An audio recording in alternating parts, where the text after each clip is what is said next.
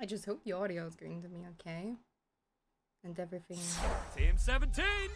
Yep, that's... That's very loud. There we go. Sassy chap games. Sassy Chops! That was such a good name, Sassy Date Chap. everything! Date everything! I mean, hold on, let me adjust the audio, but press space to continue. I have only played the demo so far, so I'm going to be, I know that with the demo you can play up to like, what, 3 days or so. Let's see how much time has to pass so that you actually can like fully successfully date someone. Oh, you're right. She, her. I have to check this box as well. I remember. Valdivian application for employment. Personal information. They already took my name, that is, from my Steam account. So you cannot really change it yourself. But I guess it's fine. Oh, you can. Oh, wait. Oh, no, you can change it. My bad. If it's yellow, you can change it. But I like Momokolloi. Like, I'll go under this name. Coltsville. City of residence. Can I just put there a blank? Or something? I don't know. Is this okay? No, I have to write something. Oh gosh.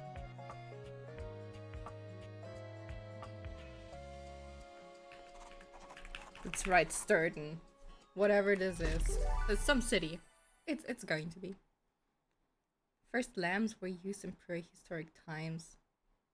Were made from seashells, animal fat, and bushes. Congratulations. Okay. Your degree in customer service has rewarded you with a remote job at Valdivian, one of the foremost mega corporations of our times. Nice. Though your house may be large, it is empty. Yeah. And its halls long for visitors. The sticky notes on your bulletin board remind you of your ultimate Make aims. friends, make enemies. Now, it's time to And find love. Okay, wait a second. I'm doing it a little bit. I remembered it. Start your new job at your computer. I don't know if in the demo it was also with like, oh, like there is your objective, but the controls are the same and everything looks the same as well. I guess the demo was already like a very good, you know, thing of like, here's what the game is going to look like. Valdivianites! Happy Tuesday from your favorite Chief Executive Officer, David Most. As you know, every day here at Valdivian is a reason to celebrate, as stipulated in your employment contract.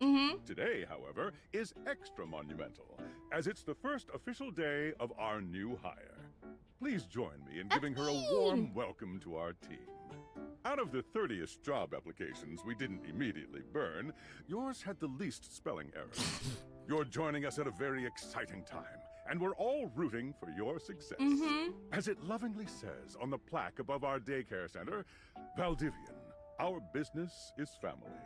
We're so excited to have you joining ours.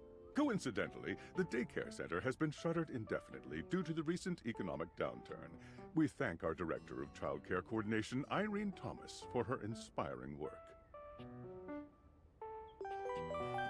What is interesting, I worked in customer care for a little bit, but I don't even know if something like this is what really some companies are doing, that you get like points, and that when you get to a certain amount of points, you might get a pen, a mug, a mug but large, and retirement when you have 75,000 points. Like, not available to remote workers. So it doesn't even apply to me because I'm working remote. I'm not there on site. So What even is this for? But hey. Hi, Tom. Hi there. Hi. You come highly recommended. I've heard great things about your can-do attitude. You must be a really big thing, Tom, because you have 4 stars and I just have 1. Thanks, Tommy. Oh, you are so welcome. I'm Tom, your manager. But you might find it easier to think of me as a leadership principal guidance associate. I'm not from your town myself, but I have heard great nice things about that specific locale. Seems like you are a customer success strategist. That's wonderful. You should be proud. Sure. Customers deserve success, and in a strategic way. What could be better?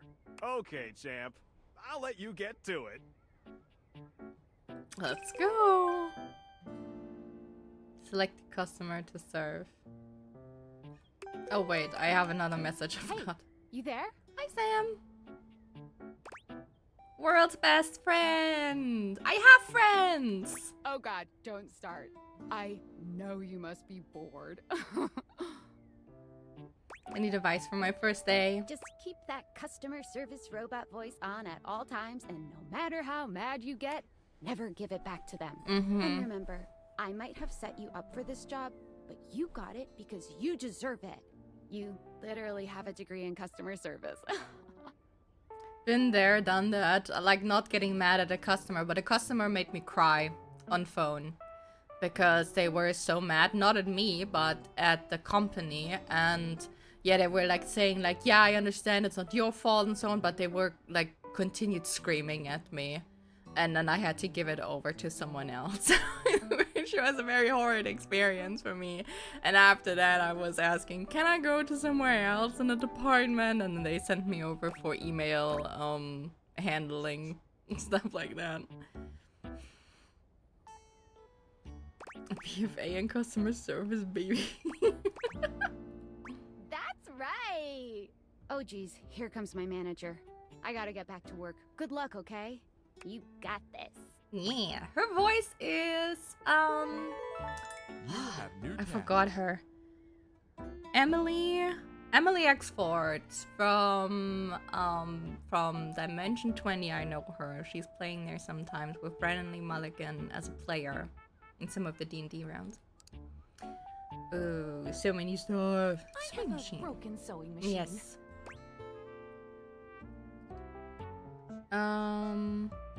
Let me give you a refund. Oh wow, thanks! You're the best. Hello, I purchased this book and I'm extremely angry about it. Is there a manager I can speak to? I'm sorry to hear that. Please wait, I transfer you to them. If they're saying like, hey, you wanna... Don't argue with people. If they say like, I wanna talk to a manager, let them talk to a manager. I mean, sure, sad for the manager, but... Thank you. Oh, just cut off. It's precisely what I was after. I ordered this couch, but it popped in on my kitchen is all white and covered with wet stuff.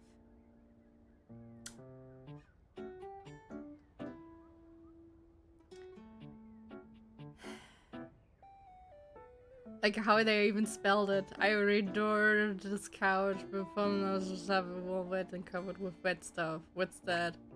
Sorry to hear Okay. that. Can I explain how it popped? Sure. I blew it up and sat on it, and then it popped. You said your kitchen is wet. Yeah. Were you using this couch in the kitchen? Oh, yeah. That's the best place for watching TV while fixing my knife. If you use knives near the couch, that will void the warranty. Why don't they ever tell you this? I'm sorry to hear about your loss. Okay, bye. Yeah, okay, bye. Go. Don't bother me. I am a science teacher, Pronto Palace High School, Go Harridans, and I ordered this as part of a series in which I give students an element to take care of to learn how to be a good parent. This is So like a not Tamagotchi cobalt. thing? It did not respond to normal cobalt stimuli. What you didn't do normally? Well, normal cobalt is ferromagnetic. This is paramagnetic. Can you prove that you're a science teacher? Yes, of course. I have my credentials and have tested top 50% in the country. Thank you for contacting us. We will issuing a refund shortly. Thank you very much. Hello. Oh, it's not really reading stuff out. Wait. Oh. So he had 480 paper clips in his box, but here it said 500. And our mistake, we were issuing a refund shortly. Thank you for noticing. Have a happy day to you and your soul. Oh, thank you. My rating is not that bad. I have 4 out of 5. Like, I'm hitting it off. Valdivianites! Salutations from the chatbot that has replaced your CEO, David Most. Just kidding. CEO is an extremely important position, and there is no way a computer could ever replicate the ingenuity, expertise, and warmth I utilize daily to bring leadership to our team and value to our shareholders. Humanity is absolutely integral to the transformative work we do here at Valdivian, and I will defend the essential importance of human contributions in every single aspect of this company. Excluding, of course, the following departments: sales, marketing, finance, legal, operations, public relations, communications, product, research and development, customer service, facilities, janitorial, and of course, human resources. If your department has been affected, however, do not fear. Your new Val 9000 AI assistant isn't here to replace you. It's merely a useful tool to help you determine if your job is obsolete. That's great. Speaking of, please join me in bidding a fond Valdivian farewell to Glenn Bernard and the amazing artificial intelligence team that built the Val 9000. While the Val 9000 has unfortunately determined your incredible skills would be better utilized elsewhere, your contributions to our shareholders won't soon be forgotten. It's crazy. Champ! Got a quick minute? Nope, I'm busy. Oh, no. You probably aren't, Champ. How do you want to The know, thing is, Tom? Valdivian has done some really intensive research. And it looks like Val 9000, the latest iterative AI tech, is going to be taking over your job for the foreseeable future.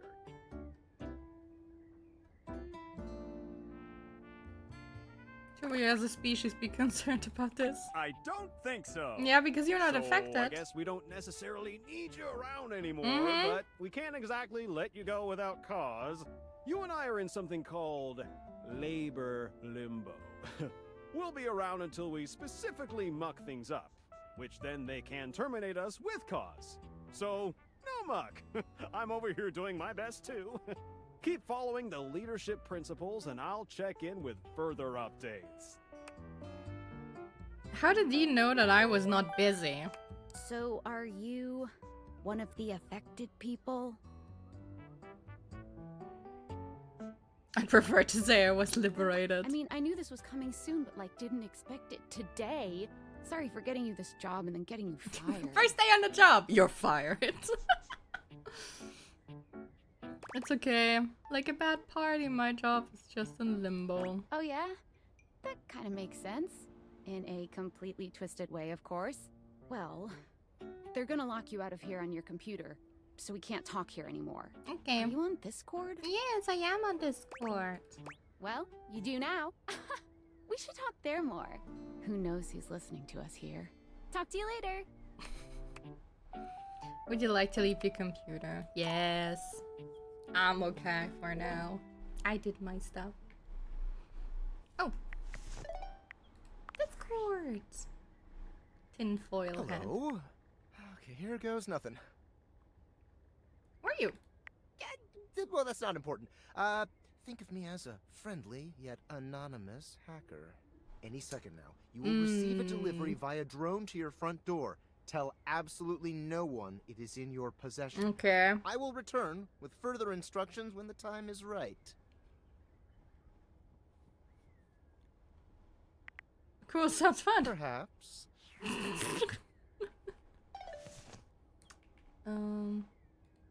B20. Oh, just shook my hole. Oh, there it is. That package. No, go to the door. No. Please don't crash my window. If there would be a company that is delivering packages via drones, mostly. Oh gosh, I mean, I know that our one of our host companies, they can do that, but if they would always do this annoying sound while trying to deliver the package and I would like think no one is at home, I would go crazy as a neighbor. You ruined my door!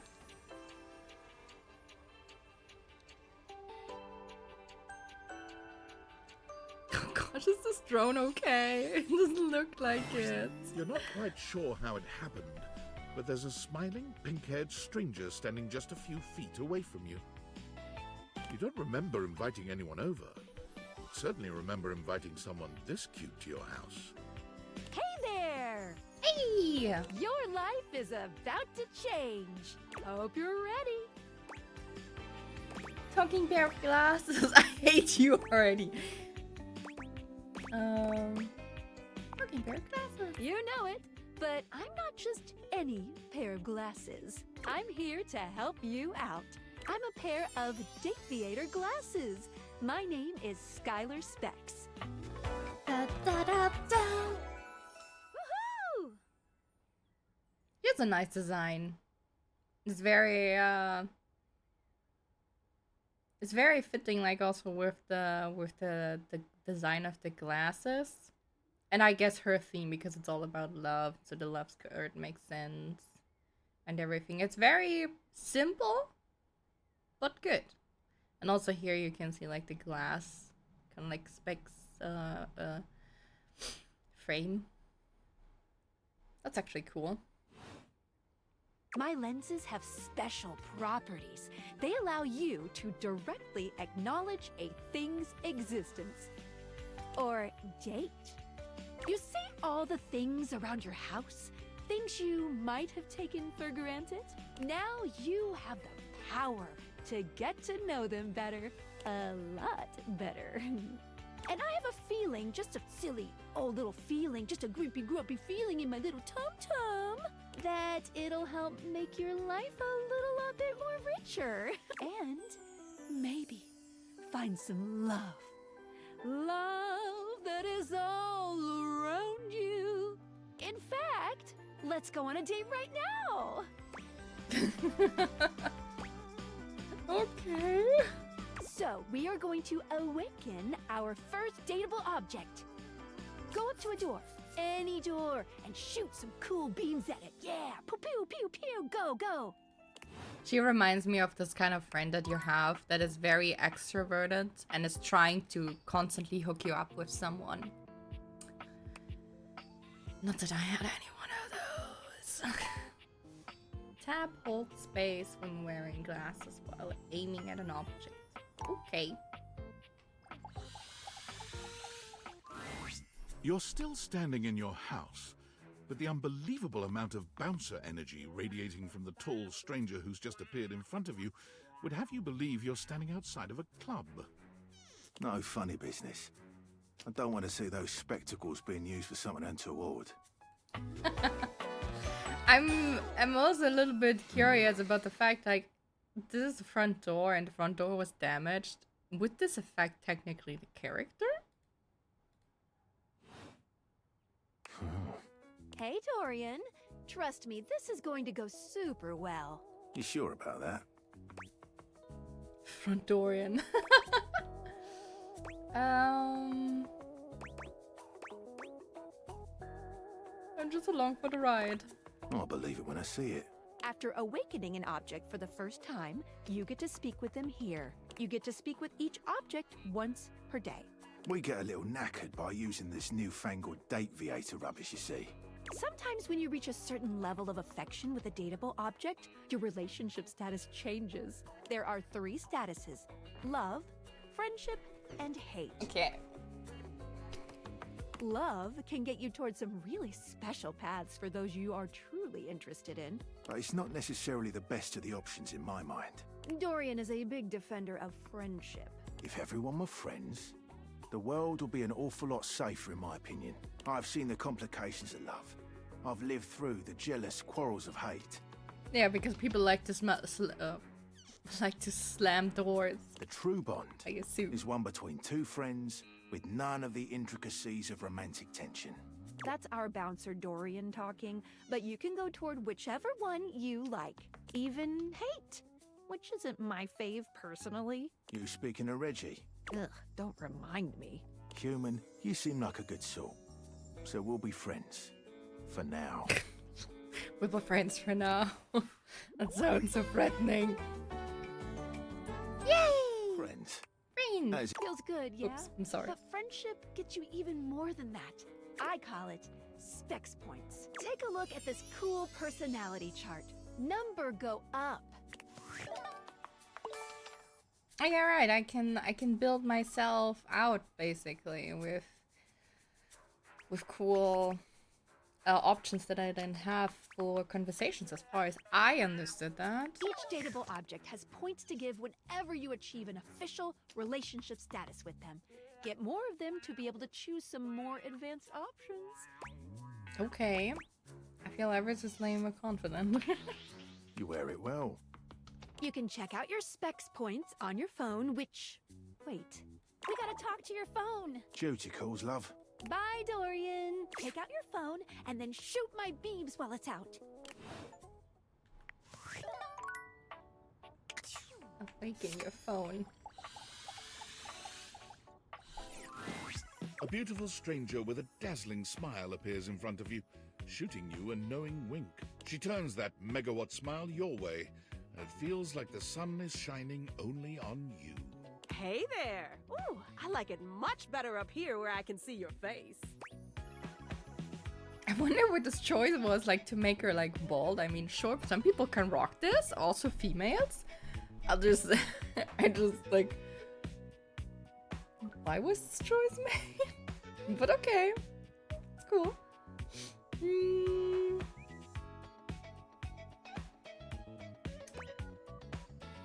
Just happened. Your life just got a whole lot better. And that's what. Of course, to really enjoy it, you're gonna need someone to show you how things work. Hello! She reminds me of, like, this kind of, like, a woman that you have in, I don't know, like, you know, those New Orleans women who are, like, very loud and brassy and very outgoing and lovingly. She reminds me kind of like of one of them. Hey there! Oh, you must be Skylar. Glad we've got the human on board with the latest tech from Valdivian. I've been doing a little tutorial with her about how things work. Oh, well, my sweet human. Lucky for you, I've got a gap in my schedule and a soft spot for that lost puppy look.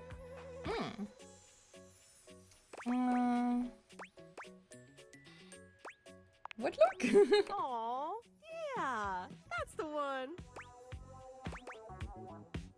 You're going to take this as a compliment. It is. Anyway, I installed some apps on your phone that are only accessible when you put on your glasses. Bring out your phone, put on the glasses, and you'll see some new ones. One of them is an app Skylar made called the Data Dex. It's my way to keep track of all sorts of fun info about us dateable objects. Because there are a lot of us around this house. Ooh, you know what? Maggie the Magnifying Glass also just dropped a really cool app. Ooh, gotta run! Another call coming in! Bye, Phoenicia! Onward! Now, go awaken the magnifying glass in the living room. Which, of course, is conveniently located on its own little shelf next to the piano. It's nice that they tell us, like, where to find stuff. Also, the data deck, I think that's a really cool thing, because if you click at those people, you see, like, voice by Felicia Day, for example. I really think that's a cool thing. So you can also see immediately who is voiced by who. Ben Starr. Relationship status is also portrayed here. That's a cool way of doing it. So you don't have to look it up in the credits or something like that. She's really cute. I remember her from the demo. There's a distinct air of mystery to the private eye that stands before you. She reminds you of the old detective serials your parents used to watch. I love old detective series. She gives you a scrutinizing glare through her magnifying glass, one eye comically enlarged. It's especially goofy looking to see it on someone with glasses. Well, well, well. What have we here? Maggie! Aha! She looks very cute. It's just this puffed up jacket. It's so weird, but it suits her so well. You're not a suspect, are you? No, I'm not. I don't know. Very suspicious behavior, this not knowing. Maggie, it's our human's first day talking with us. Go a little easy on her. Interesting. These glasses come in from the outside and are already trying to influence my case? Trust me, this human has a lot of potential to make this house a better place. I'll do my best, but no guarantees. Truthful. Regardless, as you are the human, I should give you a way to track down all the suspects yourself to keep you on my side, hopefully. I call this feature Rumors. It's installed on your phone. Ooh, that tickles. Unlike Skylar's Datadex that gives you the lowdown on those you've already met, Rumors tracks clues you've been given to locate all the pesky, hidden objects that are tricky to find. It's good for rounding up suspects, tracking down evidence, and getting a sense of the household scuttlebutt. Cool, can't wait to find all of you. It's like Pokemon. It'll Catch be them tough, all. but worth it. The more you find, the better your specs will be. Take a look at Rumors in your phone. It'll help you find your way to your last dateable for today. Good luck, Gumshoe. It's getting late. Who should be the last one we talk to before I run out of charges? Oh, check out that rumor Maggie gave you if you need ideas. Wink, wink. There's a data dash. Oh yeah, we have like Maggie in here now. There she is. Ooh, it already sorts like who you met. That's cool. New status, A to Z, 1 to 100. That's cool. That's neat. Oh, thanks so much for this option. During this calamity, Amity getting rejected might be expected. Dorian mentioned someone named Reggie when you first met him. Mysterious hacker has sent you an equally mysterious gift. That's true. Yeah, have to go talk with my bed upstairs. Oh, I would love to get back in my bed and just lay there for today.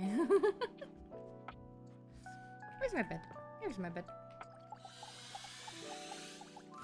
Hello? Standing here in your bedroom, you're struck by the realization that it's been entirely too long since you had anyone near your bed who wasn't, well, you. How strange, then, that the beauty standing before you feels so familiar, even though you're certain you've never seen her in your life. She's all curves and comfort, a soft body and softer facial features that seem to invite one closer subconsciously. She's positively enchanting. Hey there, stranger. I remember she's doing this bedroom look in her face. Why do I feel like I know you? Because you do. I'm Betty, and I'm your bed. Betty the bed.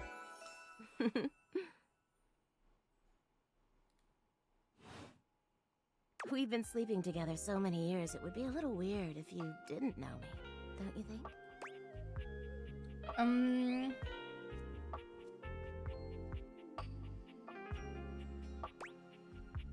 I've been alone for a lot longer than I'd like to admit. You've never been alone, sugar. I've always been here. Aww.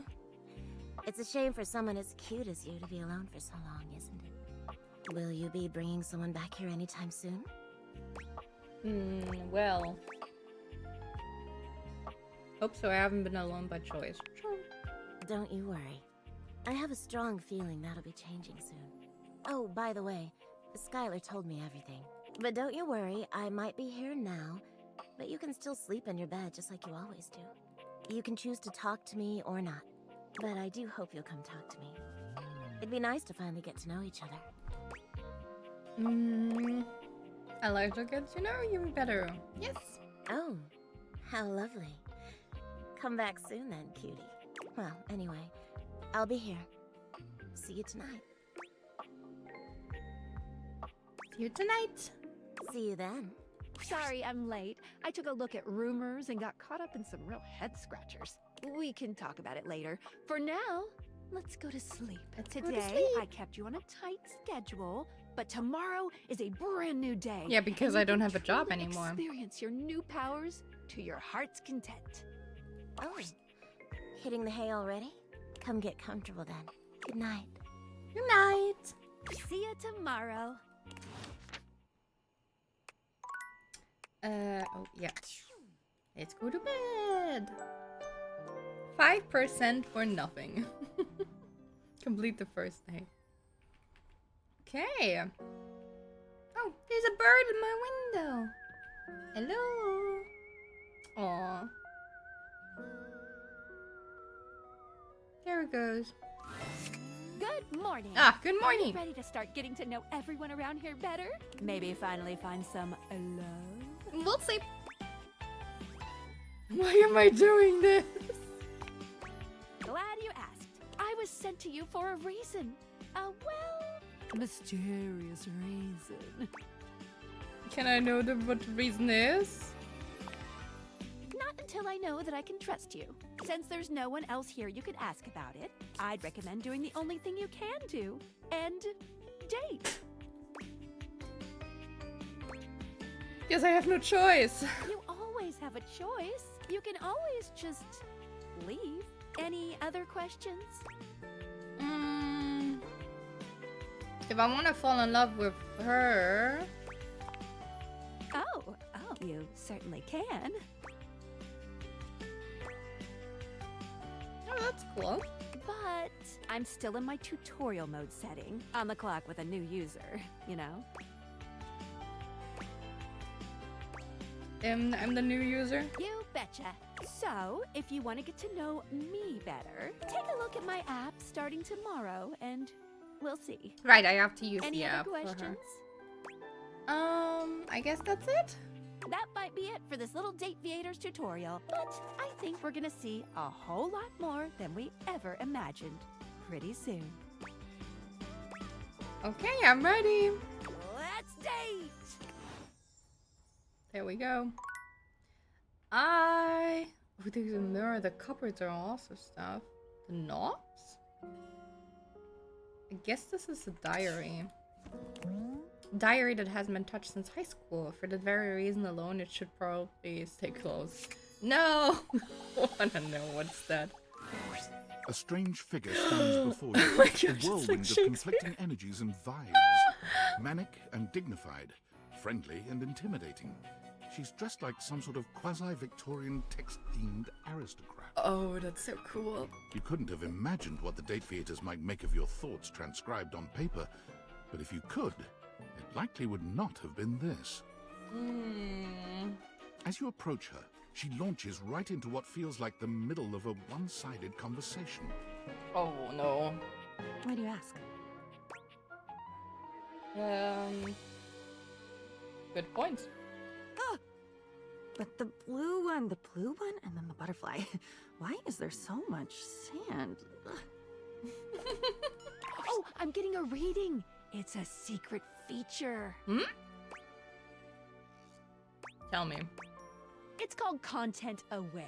It goes off whenever I have the feeling that something a little off kilter might happen. Okay. It gives you the chance to see if this dateable might be someone you might want to skip due to content concerns. Okay. If you're worried that you might miss out on points or stuff, don't get your tushy in a twist. I'll take care of the dirty work for you. No penalties incurred, I swear. Pink. If you're interested, you can turn it on now. You can also turn it on or off anytime I see you. Let's turn it on, I guess. On it. Content aware mode, activate. Oh, wait, no. Okay, back to it. Hang on. My content aware is going off. Diana, your diary, experiences some mental health concerns that might be too much for some players. Oh, that's what including she meant things with like content aware. hallucinations, paranoia, extreme mood swings, loss of sense of self, and executive dysfunction. Can I not go into You go with that, escape? or you want to skip it? No, I'm okay with this type of stuff.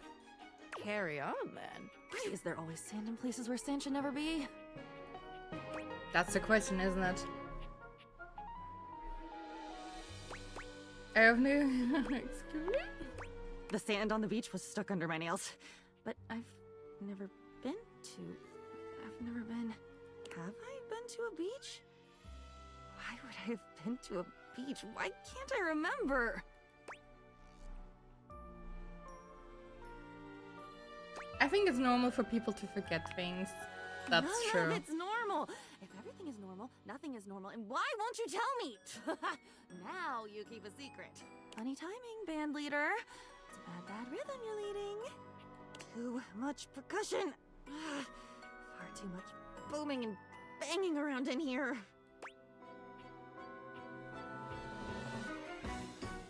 I didn't mean anything bad, whatever I said. Oh, nobody ever means it. Nobody ever means anything. That's the problem. Pushing the button. I didn't mean it. Smiling at the man across the room, and when he comes over with a loose drink in his hand, I didn't mean it. It's mean. It's mean to not mean what you mean. And a side of applesauce, please.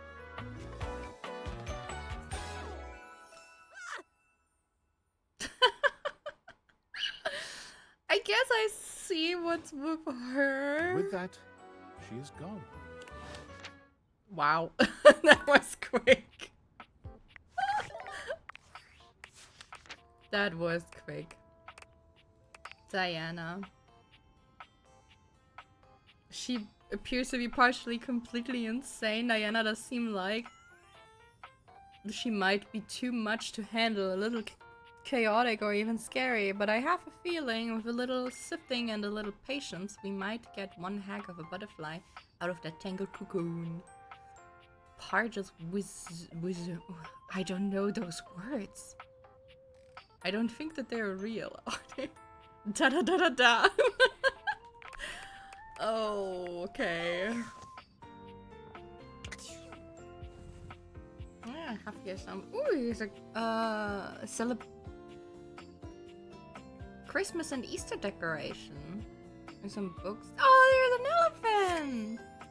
A towel! It's an elephant towel? That's so cute! It's not all that surprising that your towels would have a look that one can only describe as fresh out of the shower. Mm-hmm. The fluffy terry cloth clothing and glistening skin are expected. Wow. What you did not expect to see, however, was a six-pack you could do your laundry on. Yes! Wait, hold still. Okay. He holds his hands out in front of him, stopping you in your tracks. Wait, what was wrong? What did I do? You didn't do anything. Okay. He backs away from you, slowly and carefully. Just don't move. Okay. Ooh, there's some water on the floor. Let me get that before you slip and fall. Oh, he's so good. Oh, he's so nice. He bends down to mop up a tiny puddle, standing back up with a grin. There, all good. Oh, thank you. How was a close one? You didn't have to do that for me. It's my pleasure. Oh. Some might say that I saved your life. I mean, sure, like, some people slip and fall very easily. Hey, hey. Tyrell. That's really, I like the shape, like those, how they made it to look like a towel, but not add too many outlines inside.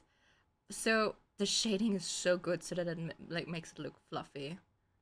I have to look at this later and get some notes for myself on how to draw fluffy towels. Did you see that dude? Yeah, I did. Yes, you're my hero. I may be soft, but I'm hard against spills.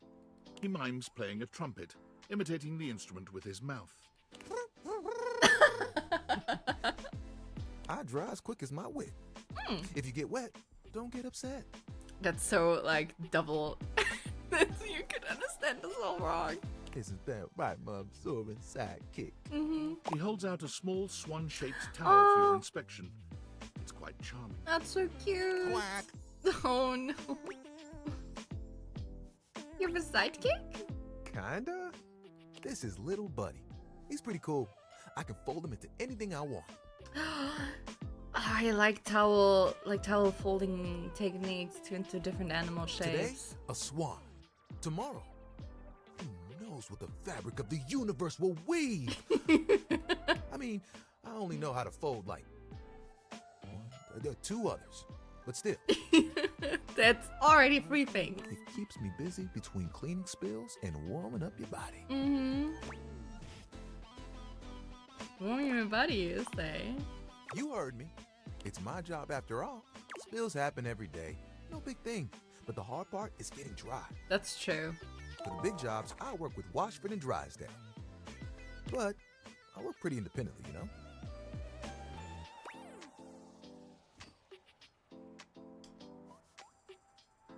Being clean is one of my life goals. Don't I know it? Even though you don't spill too much, I'm there 24/7 on call. Not to tug on my own thread, but I'm proud of the work that I do.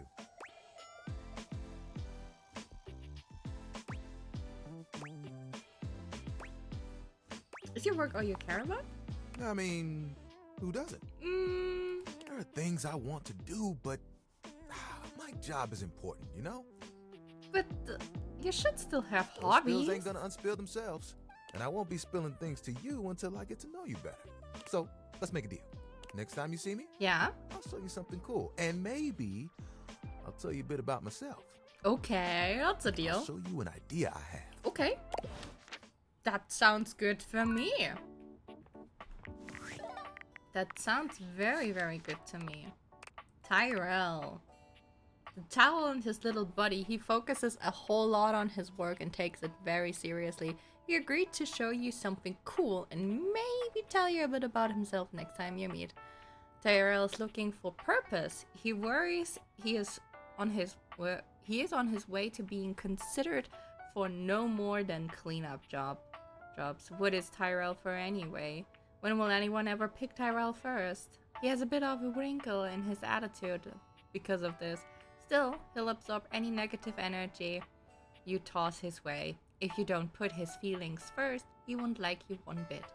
A quick fluff and he will be there to warm you up and keep you dry. But everyone in the bathroom talks, and if he finds out you are only using him for wash-up duties, he won't be too kind about it.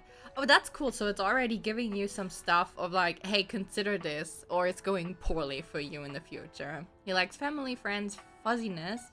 Dislikes feeling left out. Okay, I get that. Okay, good to know. Who else do we have? This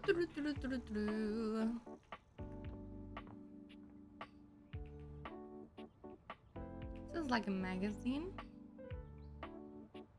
Or is it the table? No, it's a magazine, right? Yeah. The distinct scent of books, that slight hint of vanilla and mystery, fills your nose. And while it's not at all unwelcome, it is strange to smell it when you're not actually paging through any of your books. It only takes you a few moments to track down the source of the smell. What appears to be the spirit of literature hovers a few feet away from you, nose in a book. When he sees you, he nearly drops the book he's holding, rewarding you with a glare. Dang, those tattoos. A bookworm, the feathers. That's so cool. Damn, he must smell so good. I love the smell of, like, just when you open up a book and you just smell for the first time, especially when it's like freshly printed or something like that. Dang, it smells so good. Oh, for God's sake, you cannot sneak up on me like that when I'm reading. You have no way of knowing what world I've been in. I might mistake you for a zombie or an ill-mannered country gentleman, and, well, I might have to act accordingly, you see. Okay. And that would be bad. Yes. Probably. I suppose that would depend, wouldn't it? My name is Lyric. What does it sound? So he's more like a genie or something like that because he doesn't have any feet. I chose the name myself, you know. I was originally written as Lime. Can you imagine? Okay, so you had another name?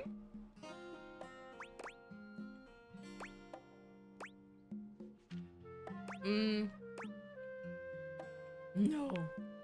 I am the embodiment of all literature, an indisputable master of the written word. I have read positively everything. I am voracious with books, poetry, magazine articles, any genre, any length, any style. I love it all. I know you're curious about all that, so I figured I'd offer it right up front. Totally curious. What are you reading right now? What am I not reading right now is a shorter answer. This one right here is 20,000 Leagues Under the Sink, a riveting account of voyaging in a submersible to rescue a clean sponge from a dirty band of moldy criminals. 20,000 Leagues Under the Sink. That's like 20,000 miles under the sea. Head on a hot tin roof. Don't know this one. Angels in America. There's something in my head that says like, oh, I know something similar. Archive of Your Home. A gay dumble my car, but my car's butt, and now they're both pregnant. Chuck Pringle. Oh, this sounds like a fan fiction. Pounded in the butt by the abstract concept of self-improvement. While my gym equipment watches Chuck Pringle. Oh. Do you think that Chuck Pringle, maybe Chuck Pringle is also dateable? Because maybe this one is like writing fan fictions or so. This one, Angles in America, is a non-fiction history on the American phobia of rounded spaces. A bit dry, but it does make you see space and architecture in a new light. Oh, Angles, not Angels. I can't read. This one I picked up on a whim, and I won't put down until they pry it out of my cold papier-mâché fingers. Pounded in the butt by the abstract concept of self-improvement while my gym equipment watches. This Chuck Pringle fellow, he really has a line on the object erotica market. Quite a varied collection you've got. Do you have a favorite? Ooh, yes. Do you have a favorite? Ah, that's like asking if a potter has a favorite ball of clay. I couldn't possibly choose among my balls. Okay. They all contribute to this chaotic and adorable additive sculpture. That is me. You have a favorite genre to write? Chaotic and adorable. Sound like you do. No, you have a favorite genre. Right. Do I have a favorite genre to write? Well, we have arrived at my tragic flaw much more quickly than I would have liked. Oh. Usually I get at least a few minutes of stimulating conversation out of a stranger before I'm forced to share my great shortcoming. I am a reader, but not a writer. Oh, you don't write. Okay. Sadly, I've never even written a paragraph. Not a single line of text. Not a word. Not a punctuation mark. But I get this feeling, like I enjoy reading also a lot. And I started writing stuff, and I actually finished something. It's not something of my own. Like way then, I wrote a adventure fan fiction. Like very... I don't know to what franchise it was. I think it was Assassin's Creed. Yeah, I think it was Assassin's Creed. Back then, that's like a whole while back. I think almost like 10 years ago maybe or so. Will you? But your literature, that seems like a big... No. Gotta do something about that. We do? Yeah. We? Yeah, Do sure. you mean that you would help me write? Sure. Write with me? Yep. We could co-author the Yes. first book of lyric? Yes. Yes, indeed. First book of lyric is a pretty cool title, honestly. Well, I never. This is most excellent. I wager you're about to become the first human in history to help a book write a book. All very exciting. I have some materials to gather. Pens, paper. We'll probably need quite a bit of extra paper to crumple dramatically on the floor when writing gets in. Yes. Oh, how fun! I'm about to experience writer's block. Oh boy. All right, I'll get to gathering. Need some time, but when you return, ready shall I be. Okay. Oh, this is so cool. Discord. Oh, Sam. Hey. Hey, Sam. How's things in labor limbo? You been using all that extra time to do anything fun? Boy, do I have a story Thank for God, you. I could use a little gossip. I got a mysterious package from a mysterious... Wait, am I supposed to say anything about that? I don't know. Someone sent me a package. What, just out of nowhere? So what was it? Special glasses. What's so special about them? To make Jinkas out of stuff in your house. They can turn any object into a person, sort of? Huh? I know you've been watching too much anime. What do you mean?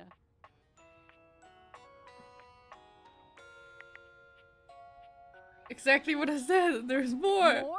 I'm still on the first part. We're hanging out. You understand how insane you sound right now, right? Like, if you were literally anyone else, I'd be like, oh, this person thinks I'm stupid. You're serious? You're not fucking with me? Why would I make this up? Fuck, I don't know. You seriously have magic date furniture fuck glasses? Fuck glasses? I don't know about that. They're called deviators. Deviators. This is too much. I'm not equipped to process this today. I'm logging off. Goodbye. What? Don't just log off. Okay. Roots. Lyric. Master of the written word, you've offered to help Lyric write a book. You give him a bit of time to gather some writing materials. Lyric is more than just a bookworm. He's some sort of a genie guy. This one sounds like a lot of fun, writing a book with books themselves. How many stories can we tell together?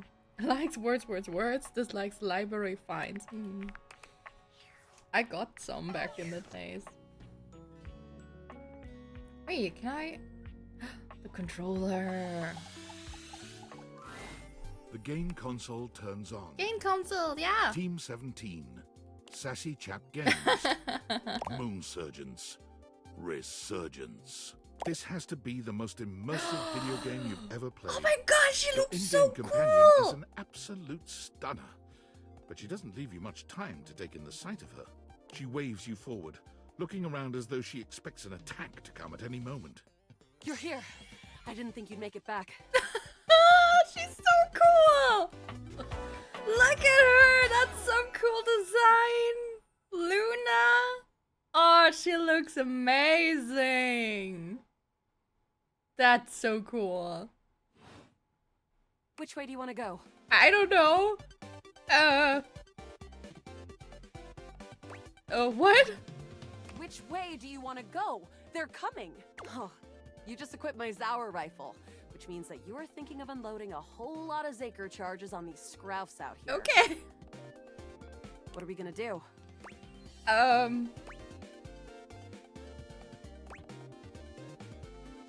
Unload a whole lot of Zaker charges on the scrounge. Berserk! Yes! Zaker worm!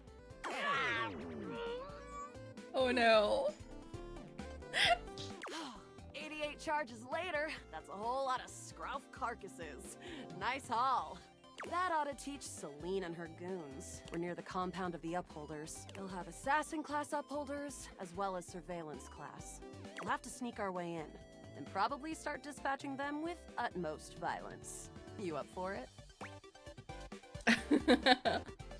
Let's go! We got the right equipment. You're right. I'll put on my +5 shadow suit. It'll help us get through the sensors in there. Yes, this feels like a gaming session with the best bud. Upholder tech is nasty. I found an entrance on the dark side. Should be an easy way in if we just follow the marker on the map. Sounds good. Following. After a short walk, you find yourself standing in front of a bullet-ridden metal door, way out in the middle of the cold, grey landscape. This is the entrance I've never seen anyone use. With my chalk-picking skills, we'll have this open in no time. Let's get it done. Luna picks the lock, allowing you to peer inside. You can see hallways filled with shining electronic doors off into the distance. Here we go. Upholder central inside. I'm seeing grunt class upholders, who shouldn't be too bad. There will be surveillance class 2, which can sound the alarm. Sounds dangerous. That's like It Warframe. is very. How do you suggest we do this? As quietly as possible. Yeah, makes sense. With the shadow suit, there's no way they'll hear us coming. Using all your available grace and patience, you and Luna slowly make your way down the corridors. Close behind me, Yael. You drift past both grunt and surveillance upholders with ease. Good choice on the stealth. I usually prefer the part where we... There you are. She's playing multiple people. Oh no! Assassin! From your stealthy vantage point, you can get a vague sense of what's happening. A vast laser juts out from some sort of holographic human from down the end of the corridor. The light engulfs Luna and renders her immobile. Oh, grab Luna and run! Bravely, you take Luna's frozen body and crash through the remainder of the hallway. Once she is removed from the power of the strange weapon, she hangs limply in your arms for a moment, enjoying the ride. Well, at least she's enjoying it. Can't give her a wink and smile. Continue to run like a badass. Give her a wink and smile. Oh, guess I don't have to whisper anymore. You run further through the maze-like compound and finally make it to an empty office. Krah. We lost a lot of gear there in the tryst of battle, but at least we still have enough health to get us through to the end. We're getting close. You wanna press on, or should we take a crafting break? Oh, crafting break is always good. What's crafting? We have a chance to use what's left in our inventory to make something that will help us in the final battle. Yes, yes, yes, yes. Let's get crafty. All right, we can craft something really special using this workbench. This thing can take anything we've got and transform it into anything we don't. What do we have in our inventory? Not much. We got zonked by that last encounter pretty hard. One globule, one wood, and one scrap skin. What can we make with that? We'll have to find out. Okay, let's get started with... The wood. Got it. And then? Let's take the globule. Got it. And then? And the skin. Got it. And then? Well, that's it, I think. All right. I don't think that's gonna give us anything we really need, unfortunately. But there's no reason to lose hope. Let me just put these together, and it's pretty globular, which is always good for defense. The wood gives nice heft, raising our attack. The scrow skin makes anything look a lot better for comfort. We've got an amazing new piece of armor from this. Nice! That'll help us in the battle ahead. You and Luna make your way through the final threshold and stop right before the entrance. Oh no. There it is. The horror of it all. The way opens up into a large regolith cavern. Mining constructs mingle with moon rocks as the terminus of the station is reached. But perched high on the crane next to a large glowing blue crack in the regolith was a well-outfitted spacer who looked just like Luna. You came just in time for the festivities to begin. Celine Moonrise, prepare to die! Luna, you'll never take Crescentia's power. Who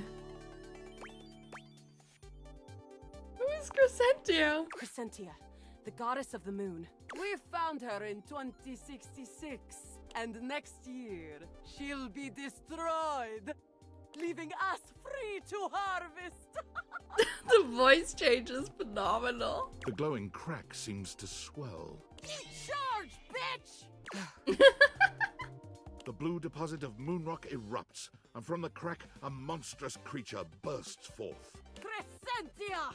Go! She makes all the sounds herself.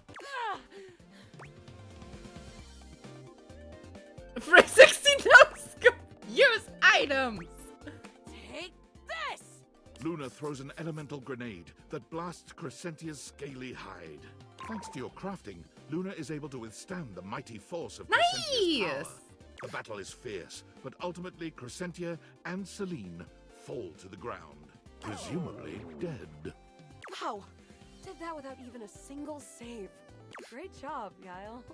I couldn't have done it without you. I'm so glad to be there for you. That was fun! I'm glad. I think this is fun too. I'd love to be friends with you. Even though it can be dangerous out there in Novaya Moskva, having a real friend by your side means you keep your KD ratio way down. Sounds good, Luna. Well, come back anytime and let's play again. Yes! I got her immediately as a friend! That's awesome! I like her so much! Friend. This time for good. Yes!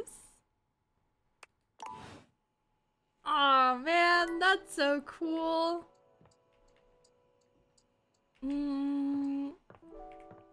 Let's see. I would like to also do the D20, because in the demo you could then like build it up to get into some D&D or so.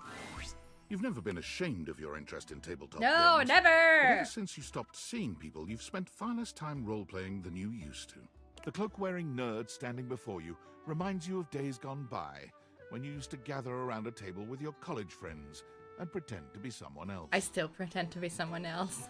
Oh there, traveler! What do we call me? No. Ho, as in, hey. Howdy. How are you? You know, simple salutation. Oh well then, a good day to you! Ah, that's the spirit. I'm Chance, your D20. The mysterious cloak comes off, and you see the friendly face beneath. Awaken 10 base game datables. Nice, we have already 10. Taking a tiny respite from the drudgery of work? You know what they say? Yeah, what they say about a work, all work and no play. I actually have no idea. All I do is play. If you are up for a real adventure, I have just the thing for you. Okay. Have you ever heard of grottos and gargoyles? Yes. I love it! Oh, that's great! What's your favorite monster? Oh, and what about your favorite mystical weapon? Or class? Oh, I have so many questions. Oh. Partial to all of them, how could I possibly choose? Wow, someone else who feels the same as me. Oh, it's so hard to pick a favorite. Everything about G&G is so cool. You wouldn't want to, maybe, kinda play with me, would you? It would only be the single greatest thing you could do for me. It would be a lot of fun, Chance. Chance's eyes light up, his not hands Chance. balling into fists as he does his best to contain his excitement. Really? Holy crit! Someone to play with me! You have no idea how hard it is to find someone to play with. Can we play with just the two of us?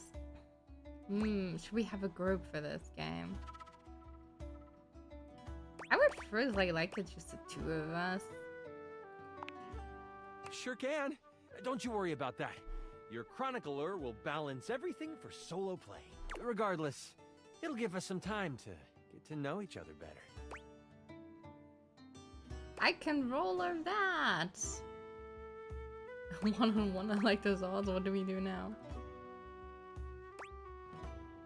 What's next? It's time to get you your character. All we have to do is choose your stats, your powers, and your weapons. Then your armor, your lineage, and your gargoyle gauge. Although I might leave that out for this first character. It's an optional setting. See, you can have a portion of gargoyle blood running through your veins, which lets you... I don't know, this sounds right up my alley. How about you let me make your character for you? I know the game inside and out, and you can just show up and play. That sounds great. You're the best. Oh, I'm so excited. You have no idea how much fun we're going to have. I'll even build the session based on what class you pick. What are my options? There are 3 classes I can get rolling for you. All of them are awesome, but they won't be too much of a challenge. I'd suggest the Troubadour, the Guardian, or the Enchanter. Which one would you like? Enchanter! I'm so excited! The Enchanter it is! Magic will flow and find home in your heart. I heard that Lux wanted to get into G&G more and was thinking of playing a hotshot. If you two know each other, I'll invite them. They are all over the house, bringing radiance to everything they shine on. I've met Lux in the demo and I'm not a fan of him. When do we get to play? Now that I know who you want to be, it'll take me some time to finish building out the session for you. Give me a day? I should be ready by then. Anything before that, and it's a bit dicey if I'll be ready or not. Sounds great, I can't wait. Haha, me neither. Oh, it's been so long since I've played. I'll see you then. See ya! I don't have any charges anymore, do I? Nope, no charges. Wait. Let's still look at my data decks. Luna, Shelby Young. She's saying something to me. Like, I'm not so good with like putting voice actors into other characters that I've heard before. Oh well. Gun-tooting spacer named Luna played through a wild dystopian sci-fi shooter with crafting elements and defeat the final boss together. You and she are friends, or at least that's what the screen said when you earned it. Luna is the heroine of the latest in the somewhat popular Moon Surgeon series, a first-person shooter with crafting elements. Guide her towards defeating Celine and her goons, and you'll have no problems gaining her affection.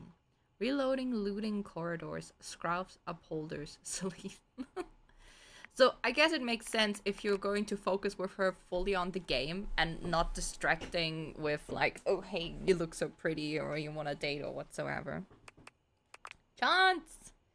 A nerd that reminds you of a former you gathering around a table with friends playing pretend. You've decided to set off on a new adventure together. Come back in a day's time to give Chance an opportunity to prepare.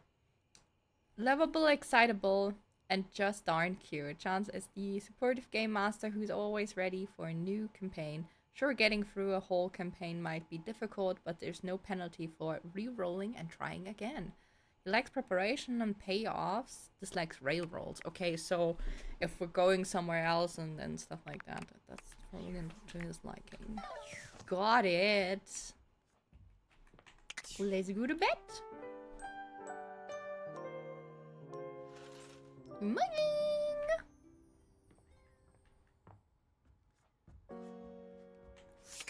Let's see. I kind of want to come back to some of them. I want to come back to Luna. I don't know. I like her. Good morning, Luna. The game console turns on. Team 17, Sassy Chap Game, Moon Surgeons. Yes! Resurgence. Here you are once Hi, again, Luna! back where you started, with your beautiful companion urging you to make a decision. She looks at you just the same way she did the last time, with a strange familiarity, but still not quite recognizing who you truly are. You're here. I didn't think you'd make it back. You read a new... Wait, what? Wait, what? Which way do you want to go?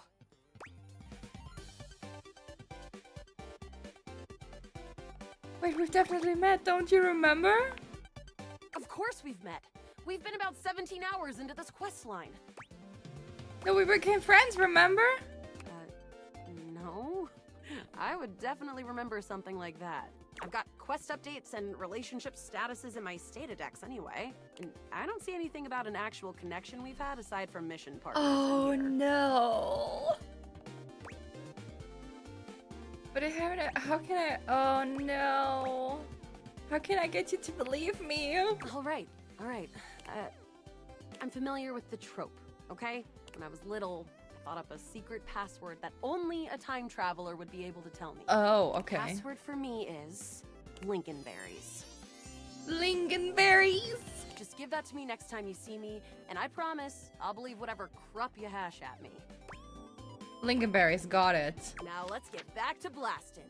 Oh, you just equipped my Zauer rifle, which means that you're thinking of unloading a whole lot of Zaker charges on these scroufs out here. What are we gonna do?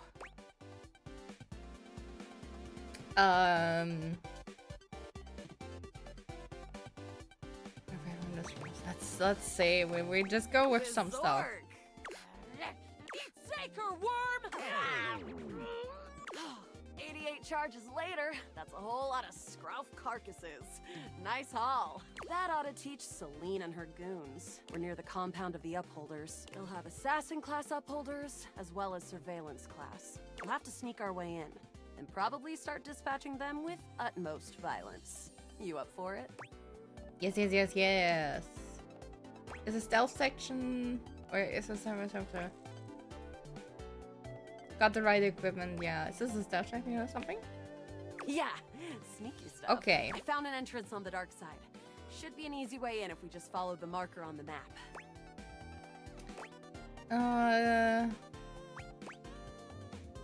Sounds good. After a short walk, you find yourself standing in front of a bullet-ridden metal door. Yeah, way it's out the in the middle same of the thing. cold, Okay. grey landscape. Ah, that's interesting. So it's reset stuff with her.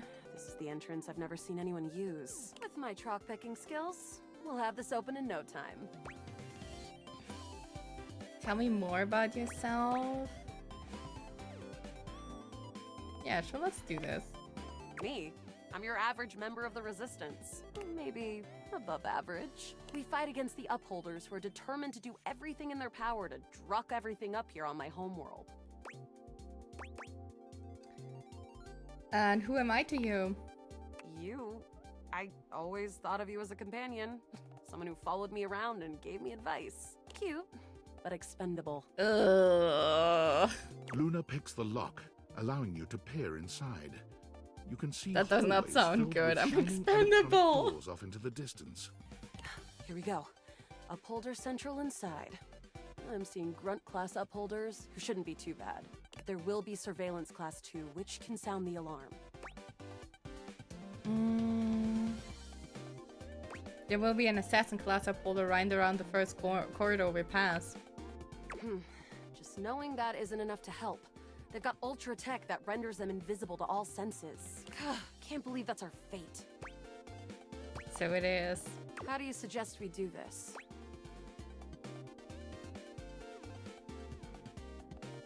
Try to date one of the guards?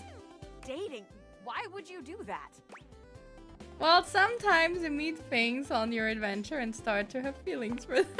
Do you have feelings for me? Ooh. Yep. Interesting. See, I'm more familiar with reloading, looting, and corridors personally, but we can try this dating. Wait, Luna really? strides boldly up to a nearby grunt. Hey, Grunt! Want a date? Oh my gosh! What? You, me, go out and watch a flick. Drive around Hana Town, eat spaghetti in Clarkton. You are a cute one. From the grunt's pocket, a voice barks loudly. Grunt, what are you doing? Get her! Ah, bits, we've got company. Except for the smitten grunt upholder, who to this day still holds a candle for Luna, the hallways are swarmed with guards. Cease! Cease! Cease!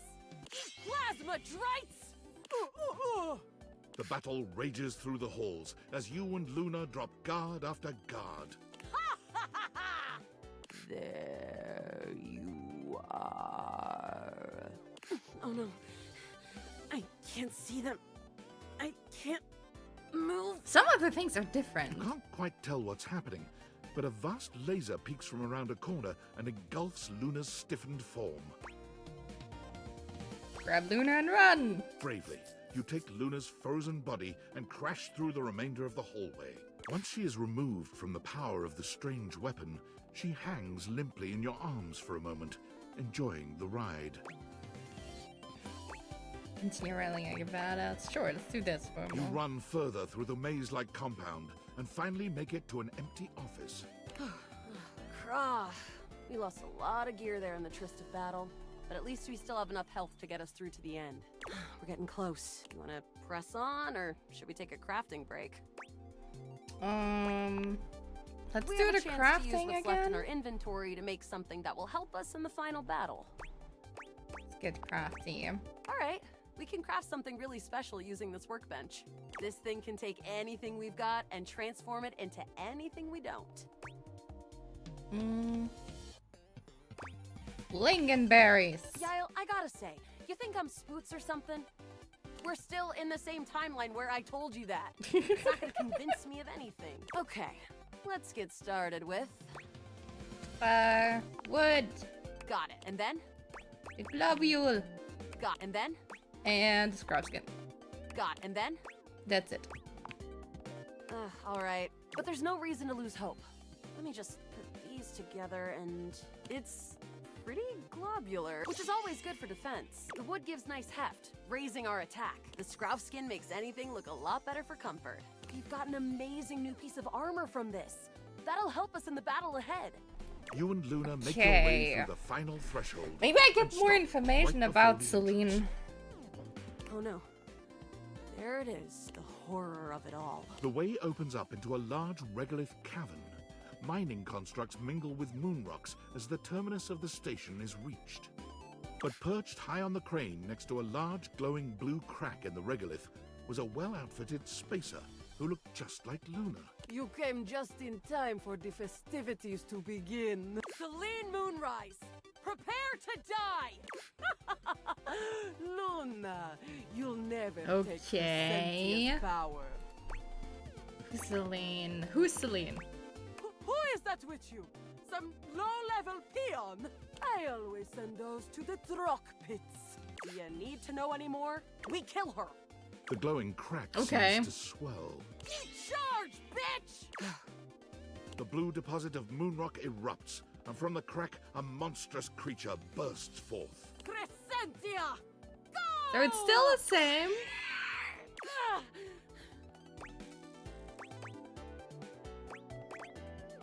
Lose power of love. No. Use the item. Luna throws an elemental grenade that blasts Crescentia's scaly hide. Thanks to your crafting, Luna is able to withstand the mighty force of Crescentia's power. The battle is fierce, but ultimately Crescentia and Celine fall to the ground, presumably dead. Wow! Did that without even a single save. Great job, Yael. I couldn't have done it without you. So glad to be there for you. Let's take this one. You're the best partner I could have ever asked for. You always chose the right path, unwaveringly. Well, I'd love to be friends with I guess. you. Even though it can be dangerous out there in Novaya. Okay, so we have having again a the real friend by friendship your side stars? means you keep your KD ratio way down. Only if it sticks this time. Oh, it'll stick all right, fantastic traveler. Next time you come back, I'll remember you for sure. Now we have our My friend. This time for good. It makes sense why she says this time for good. I remember you for sure. Let me see. What's in the data decks? Luna.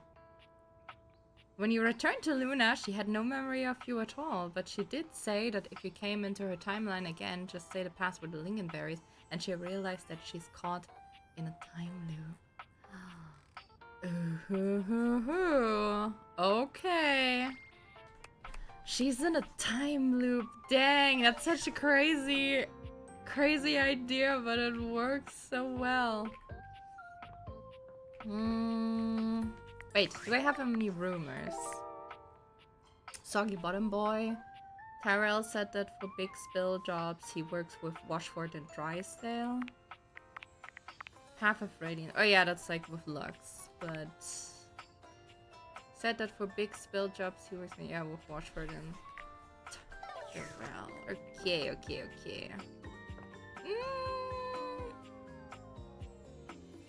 What else do we have? Ooh.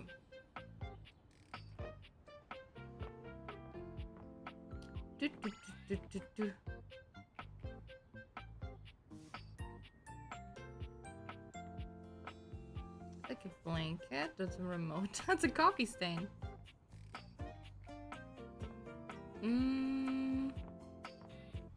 Let's go with Maggie. Oh, hello again. Hello, Maggie. Come for more rumors? Looking for more suspects? I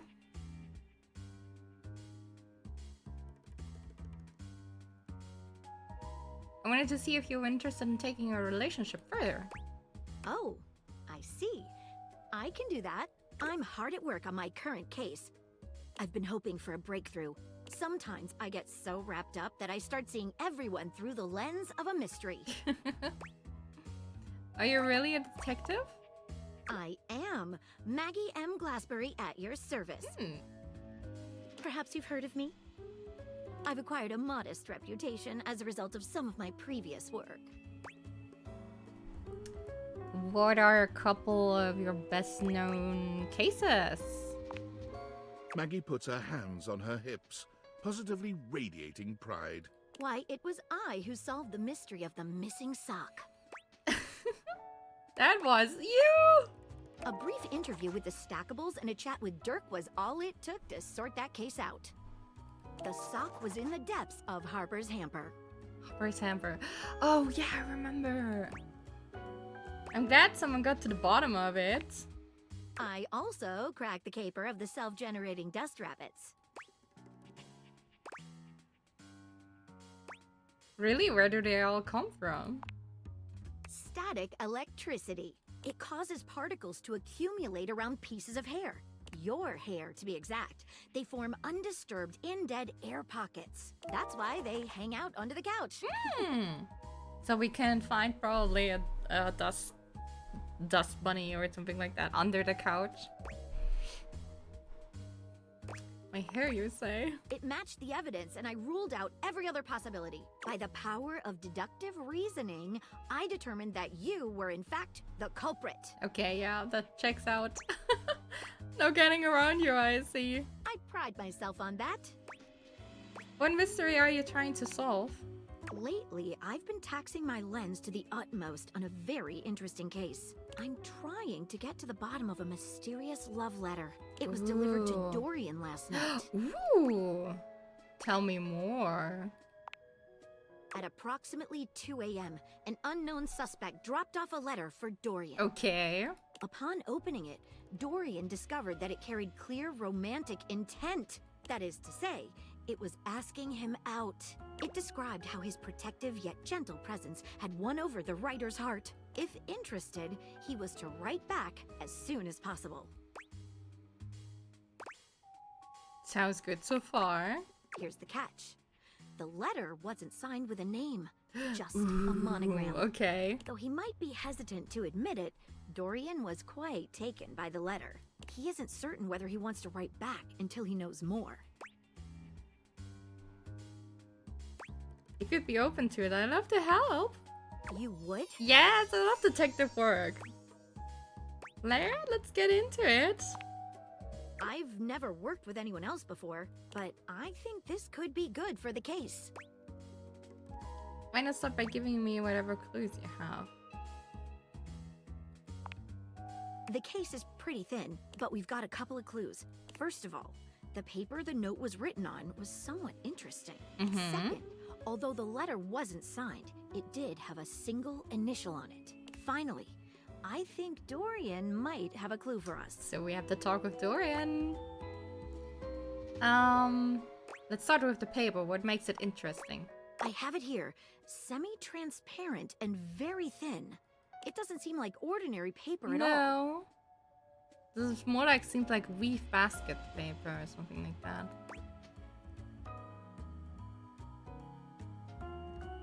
Let's dip a corner of it in water. She dips a corner of the paper into a small glass of water. Look at that. It dissolved. What else should we try with the paper?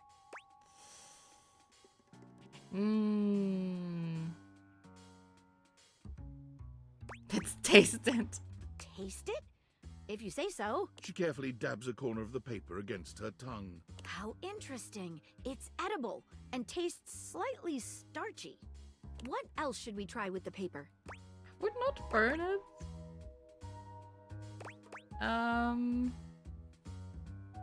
Let's see what other clues we've got. What should we look at next?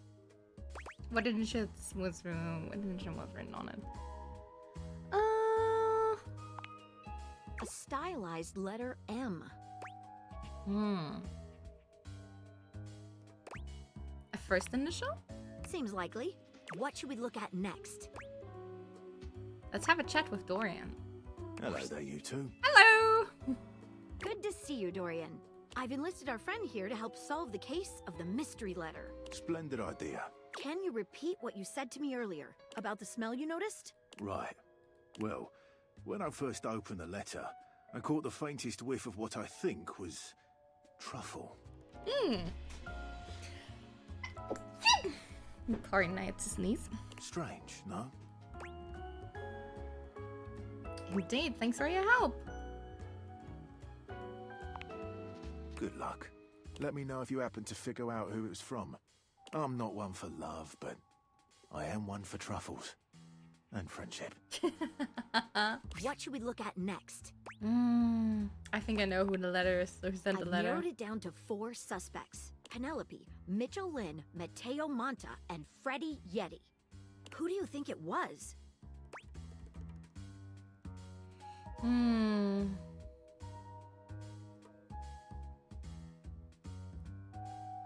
Michelin.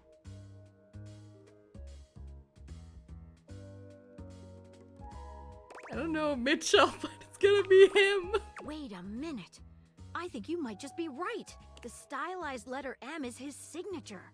The smell Dorian noticed makes sense now. And the paper. It's gotta be rice paper. You did it. You helped Wait, me really? crack the I case just did it without on even knowing the accident. Suspect at all. The letter I could, the least I could do Maggie guessing is my strong suit. I'm impressed. Now I'm even more excited for the next time we meet. Let me just go and let Dorian know that his secret admirer has been discovered. Hey, before I go, I was wondering, would you like to have a cup of tea with me sometime? Yes, I would love to. Yeah. Maggie, I would love nothing more. Maggie lets out a girlish squeal. Yeah.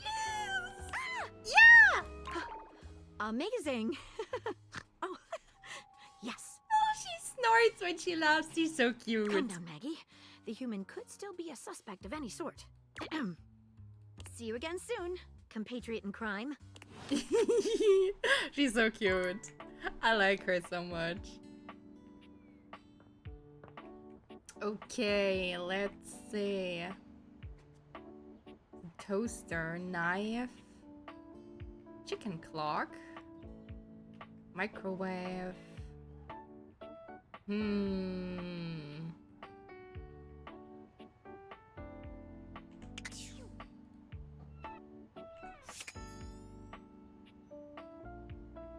like food in here as well. Wait. Oh.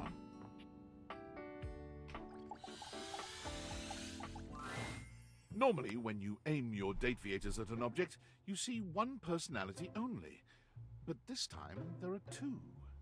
And they're so engrossed in a hideous argument, they don't even notice you've arrived.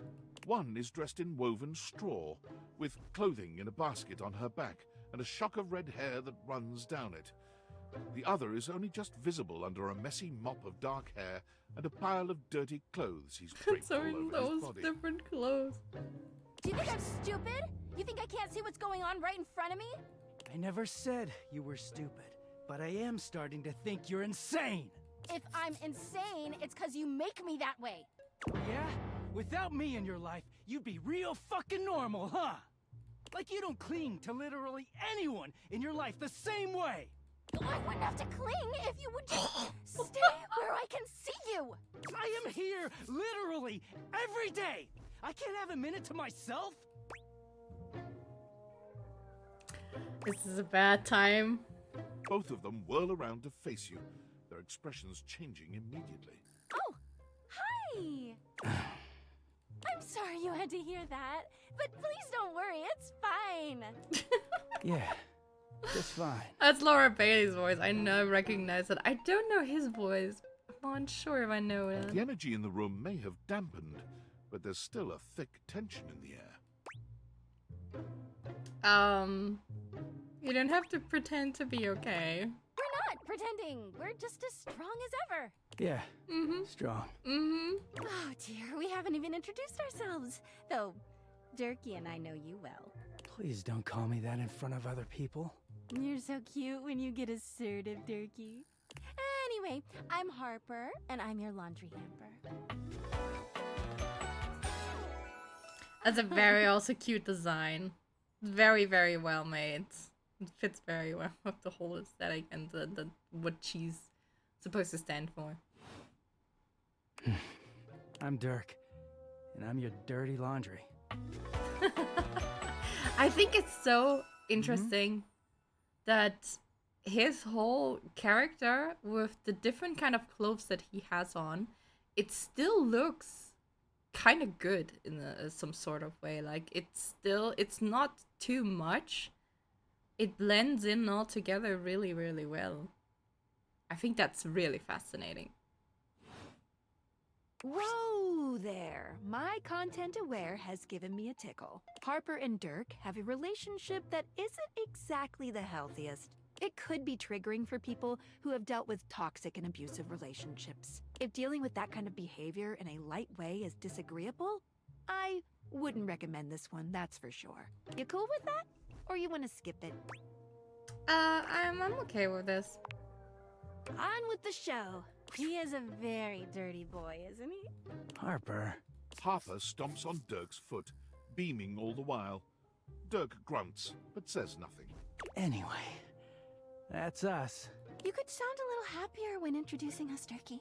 Do I not seem happy? Oh yeah. This like sounds like couples or so that I have met before. And well, you know, that's that. He looks at you, stone-faced. Every minute with Harper is a non-stop party. Woohoo! Harper's smile grows strained. Well, someone around here's gotta try to put a happy face on things. Durkee broods all the time like he's fucking Batman. Superhero who dresses like a bat? What? No. You know, the baseball-themed superhero who patrols the stadium of Baseball City. Kinda weird you've never heard of him. Don't be rude, Durkee. I'm not. It's just surprising. Yeah, the voice not rude at all. Not everybody keeps their nose in a comic book like you do. I love comic Well, books. not everybody needs the level of escapism I do. There's an awkward silence, and then... You know, because they're not dating the laundry hamper equivalent of a bamboo finger trap. Harper is silent for a very long time, but you can feel another argument coming. Just as she opens her mouth, you speak first. It was a pleasure to meet you two. You too, honey. Come see us again sometime. The look in Dirk's eyes seems a bit desperate, as if he's silently pleading with you to return. Oh, he needs help, that boy. You can hear Harper and Dirk's raised voices long after you leave the room. Oh, the poor boy. He needs help. Workspace. Valdivianites! It's me, your CEO, David Reginald Most. Mm-hmm. I'm writing to you from the awe-inspiring beige pavilion at the historic Cottonwood Hotel just moments after stepping off the stage at the Valdefest keynote. Let me tell you, the room felt positively electric. And not just because of the incredibly dangerous grounding issues we discovered in the speaker system.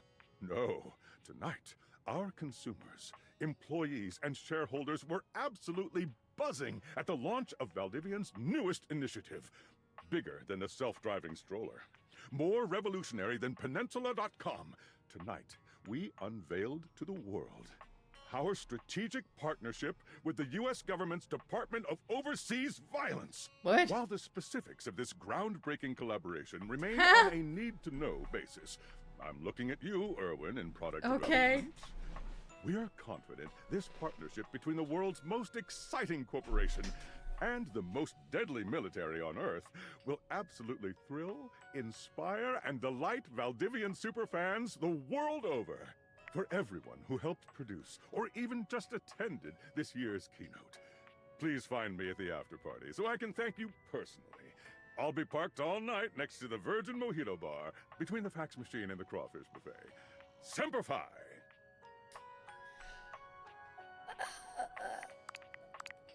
Wow. Okay. That was something. Anyway. Oh wait. What's in the data decks? Harper.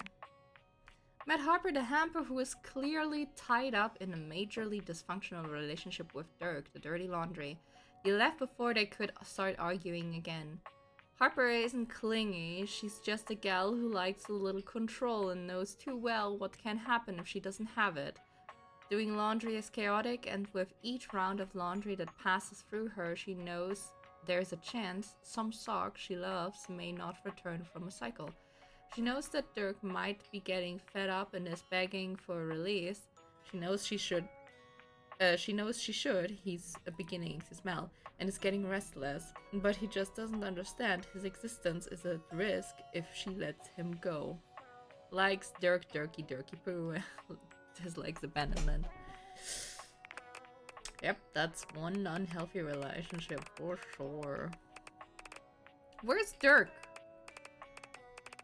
Dirk? Wait, is Dirk not part of it? Oh, so it's just... Okay. You've met Maggie, a bookish, sophisticated mystery hound who's always hunting for the next case. You helped her solve a case, and she has invited you to tea as a date. Maggie is always on the hunt for the next mystery, whether it's trying to figure out where the table coaster disappeared to, you lost it, or who has been leaving the refrigerator door open at 2 a.m., also you, or who forgot to turn the oven off before leaving on the trip to Aruba, again you. Maggie is on the case, but there might be a dark side to Maggie's investigative spirit. Years ago, Maggie was in a relationship with a beautiful pair of binoculars. She fell madly, utterly in love. Unfortunately, the binoculars were unfaithful to her, and Maggie has been left trying to protect herself by finding out everything she can about any possible partner. This has left her pushing away anyone who might get close, as she has no sense of when being interested has become being a snoop. Likes evidence, facts, rounding up suspects, dislikes privacy boundaries. Ooh, okay. She's a little bit of a snooper, and that might her cross boundaries also with other people. A washing machine. What if I'm? Is the door not opening? Oh, here's a vacuumer. I wanted to go back and see if I can do the D&D stuff already.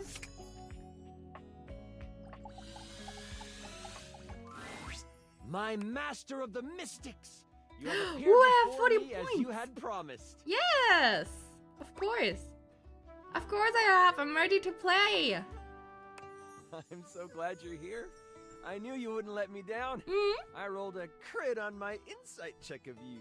Before we start, here's your character sheet. You will be playing the mystical enchanter by the name of Dewey Day Seymour, a hapless apprentice studying at the Arcana Mystica of the Bookshelf Bluffs. Looking at your character sheet, you will notice that you only have 40 health. Don't worry, it won't be that bad. You will see there are spell notches and schools of magic. No need to worry about that really, I made it more for me. Since this is your first time, I'll walk you through what you can do when the time comes. Okay. Are you ready to start? Yes, I am! Let's do this! I love it. We start our adventure in the study of your mentor, High Enchanter Melville. Like so She is an awesome. annoyingly proficient enchanter, and you are lucky to study under her. Okay. Only Enchanter Melville is also a hoarder. If you ever needed a magical trinket or a mystical doodad, Melville most likely has it. And after 2 years in their care, you are still relegated to dusting these relics while Melville gives lectures to the spine of enchanters. What is the spine of enchanters? The spine is a group of enchanters that govern the magical world. Melville is one of the foremost researchers and often presents new discoveries to the spine. You've been doing some magical research on the side, but you have needed some equipment that Melville has to actually get it done. With Melville in conclave for at least another 3 hours with the spine, you choose now as the time. You go over to your sack of possessing, an item Melville knows you shouldn't have but allows, and you pull out your latest experiment. Ooh, okay, what is it? You found a lamp. Okay. Only it doesn't seem to do much. At least, not yet. Is it a magical lamp? You mean the magical lamp? You sure hope it is. I hope it is. You've tried rubbing it, but nothing works. But surely, there is something here that will awaken whatever is inside. Looking around this cluttered study, your eyes fall on a few things that might help you. There is an arcane amplifier that you've seen used a few times. There is the Cosmos Collector that can call on the stars to make things work. And there is the Mystic Manipulator, used to alter the very fabric of an item's makeup. Which do you use?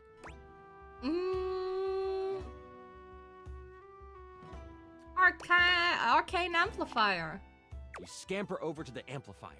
You slide the lamp into the mechanism and push some magic into its gears. It starts right up. It doesn't take long for the lamp to react to the device. First, it starts to glow. Yes. It takes on a warm copper look, but then it starts to shake. Slightly at first, but then, boom! Oh. Oh no. An explosion of magic rips the device apart, and white smoke consumes I guess that's not good. Some of the glass catches in your skin, Ow. and you take 5 damage. Ow. You wave your hands, clearing your vision, and that is where you see it. What? The lamp, on the ground, broken in half. That's even worse. Floating above it, Oh. with beautiful purple skin Oh. and muscles that just won't quit. A djinn. You've done it! You released the djinn inside of the lamp. So, you the one who went off and set me free and all that? The voice! The voice!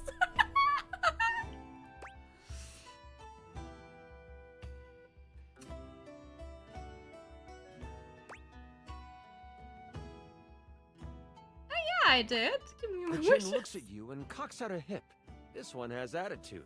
Ah, so we're going with rude instead of grateful then, huh? Got it. They then look down at the broken lamp. And the one who has the lamp gets the wishes. Except there is no lamp, is there? Oh no!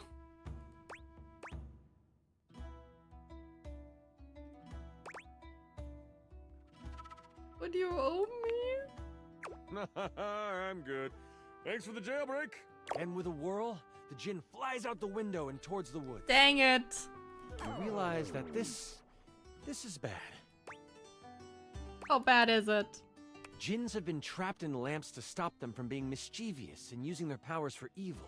You have unleashed a great force into the bookshelf bluffs. All of the most powerful enchanters are in conclave for the rest of the day. And if High Enchanter Melville finds out you let a djinn loose, you might as well kiss your education goodbye. So it's really bad. What do you do? Oh. I gotta catch it. Melva can't find out about the time to clean up my mess and catch the djinn.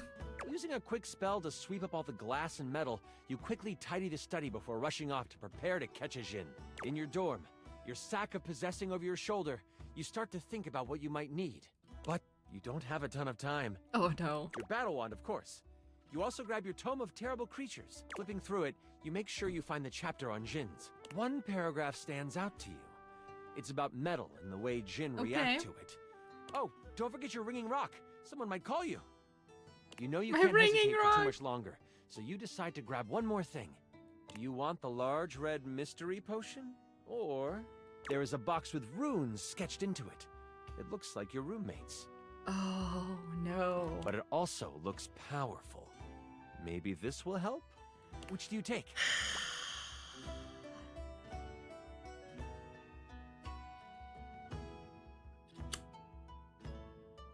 I don't know what the box is doing. Give me the potion. You grab the potion from your shelf. You instantly remember it was the health potion you brewed last week in class. You pop it open and chug it. You feel yourself recover from the explosion earlier. And then some. You get... Wow! 35 health! With strength... Wow! You head out the door and toward Amazing! the woods. You get to the edge of the woods and it isn't hard to figure out where the djinn went. A path of trees has been bowled over. The funny thing is, the path seems to be heading toward a very specific location. It is headed for the hut of the groundskeeper, Moise. Moise? Moise is a bumbling old fool, but has a good heart. If anything happened to them... Oh, no, he's so cute with those eyes. I won't let it. Time to get a move. No, not Moise. You race through the woods toward Moi's cabin. Right on the edge of where Moi's cabin would be, you see Moise. They are tied to a tree. No! They aren't resisting. A tiny gnome, Moise has always been kind to you. They snuck you herbs you needed for your experiments and may have helped you destroy evidence of a failed enchantment before. Moise, are you alright? Oh, I'm fine. You can leave me here. They said they would come back for me. Who's they? The tools are following the instruction of the djinn that came through here. Oh, I hope you didn't have anything to do with that. No. I admit that it was my fault. Oh, well, that isn't good. Don't worry, I won't tell anyone. The djinn might destroy us before we even get the chance. Oh, great. All I know is that the tools need my shed so they can build a throne for the djinn. Oh, no. Tools need my shed so that I can build a throne for the They djinn. might be able to lead you to the djinn. What do you want to do? Attack the tools with the location. If I'm stealthy, maybe I can follow them back. Yes. You decide to stealth your way out of this one. As the tools begin to head off down a path, wood and various building materials in hand, you follow them from a distance. Every now and then, you have to stop because the trowel looks like it's looking for you. But you keep going, following them for a few minutes. Eventually, they stop. All right, time for our break. We've been working for an hour, so we're taking 10. The tools all put down what they are carrying and they begin to talk. You listen closely. So, Rick, you doing all right? This work has out of your general wheelhouse. Oh, thanks for asking, Spade. I'm hanging in there. Trowel can really push a person, though. Oh, I know. Try being their cousin.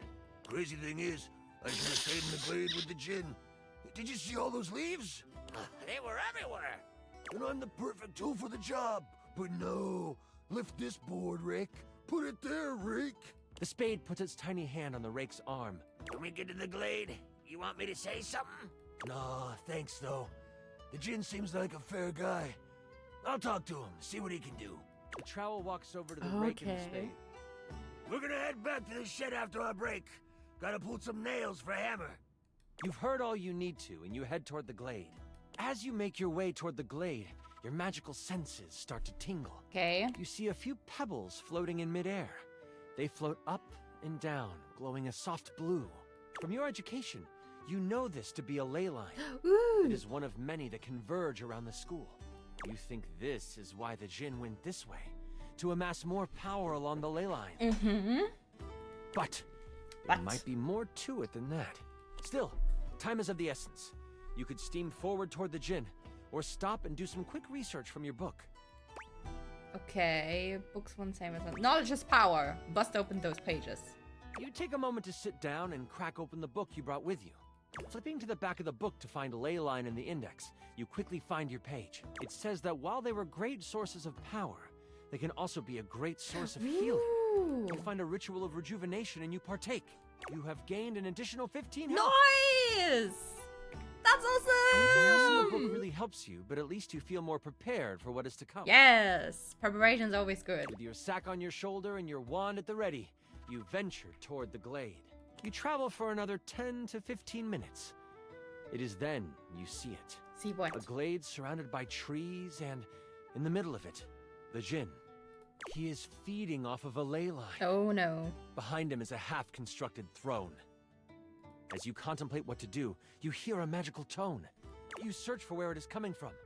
Oh, you're ringing rock. Oh no, no, no, someone is calling me, no! You quickly search your sack for the ringing rock and answer it in hushed tones. I'm kind of in the middle of something. Oh, there you are. Where are you right now? That voice is one you would never forget. High Enchanter Melville is on the other end. I've come looking for you. I need you to help me in the lecture hall. We made a bit of a mess. You weren't in the study, so I figured you are done with your chores. I'm almost done. Why does it sound like you are outside? Is that a ley line I hear? No. She can hear that! You know that Melville isn't the biggest fan of lying. You have a choice to make. Shit. Do you come clean? Or do you hide the truth from your mentor?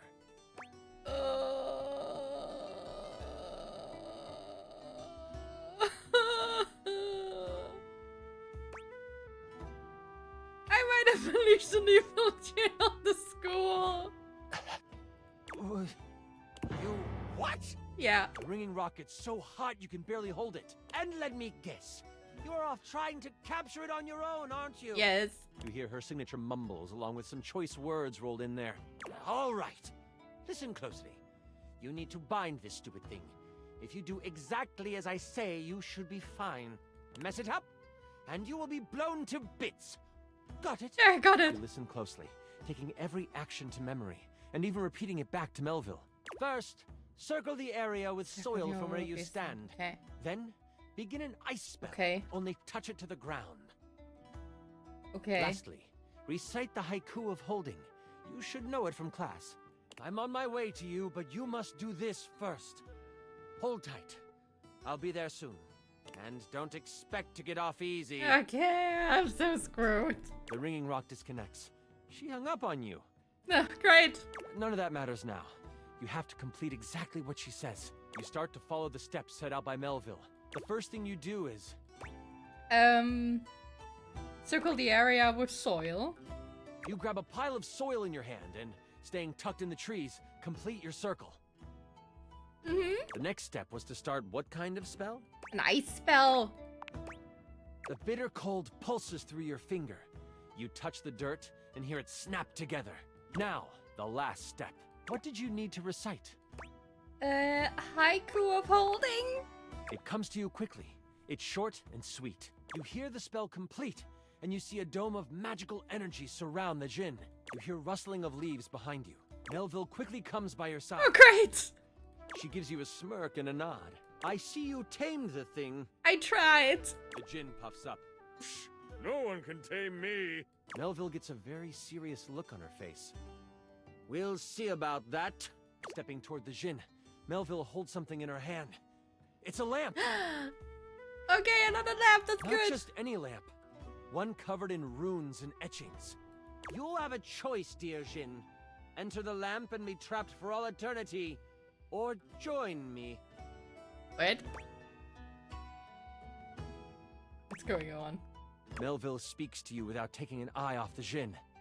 With the Jin by my side, I would be the most powerful enchanter there ever was.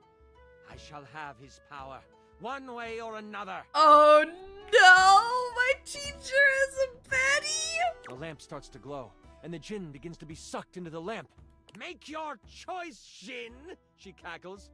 Make it now! What the heck? The Djinn, with a panicked look on his face, shouts, I'll aid you. My No!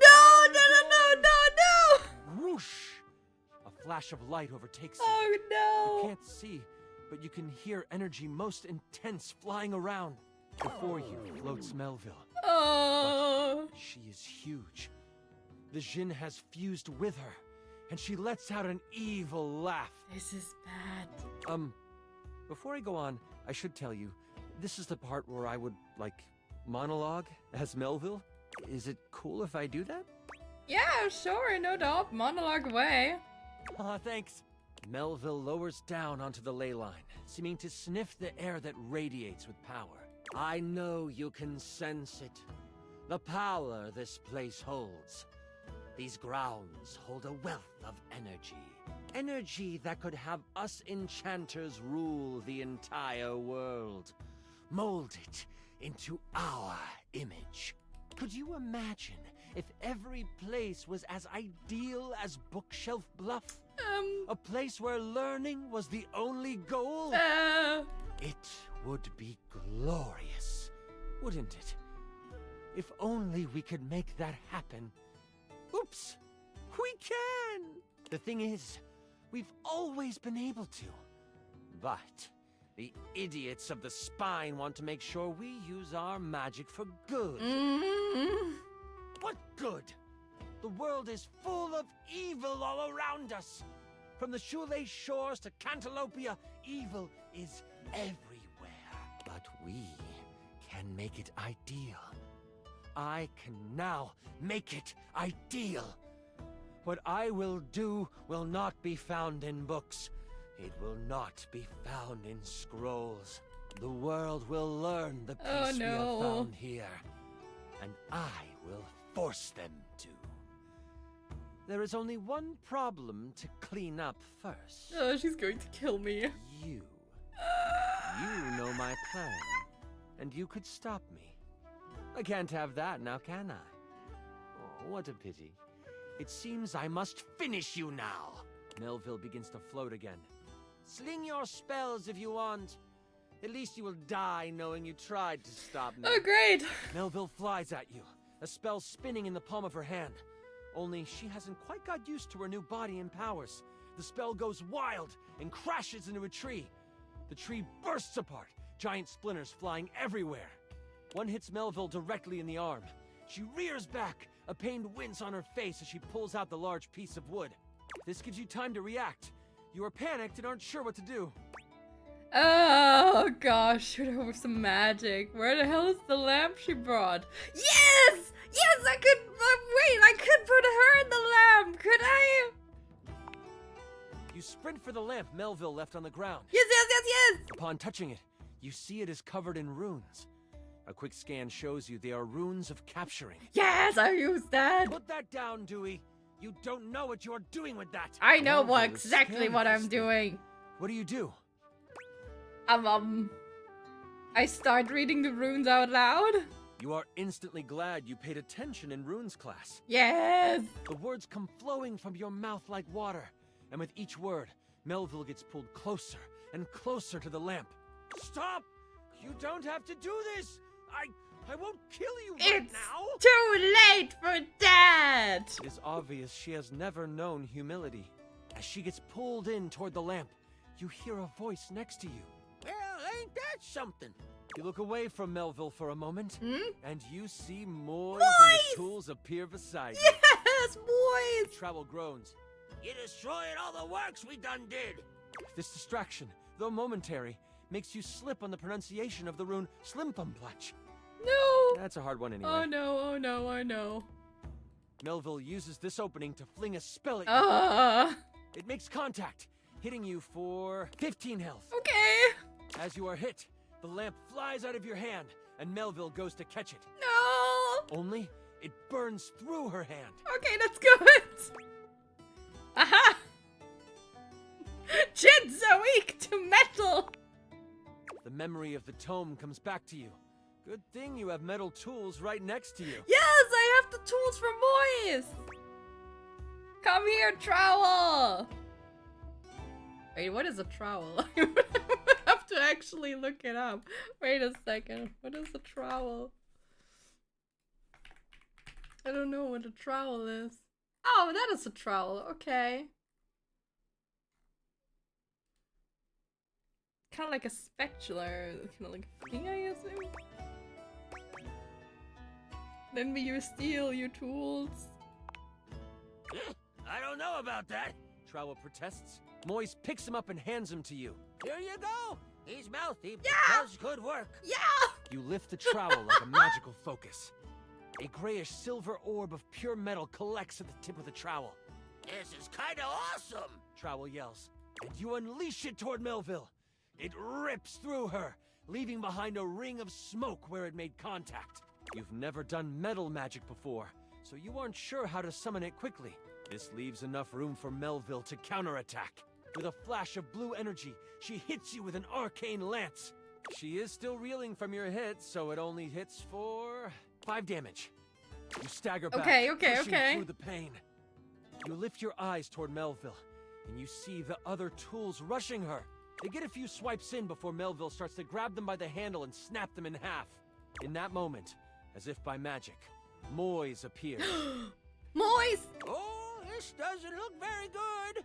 Moise lifts a hand, and vines fly out of the ground to wrap around Melville. Moise? It looks like it's holding, until kaplow! The vines are thrown off and burst into flames as they hit the ground.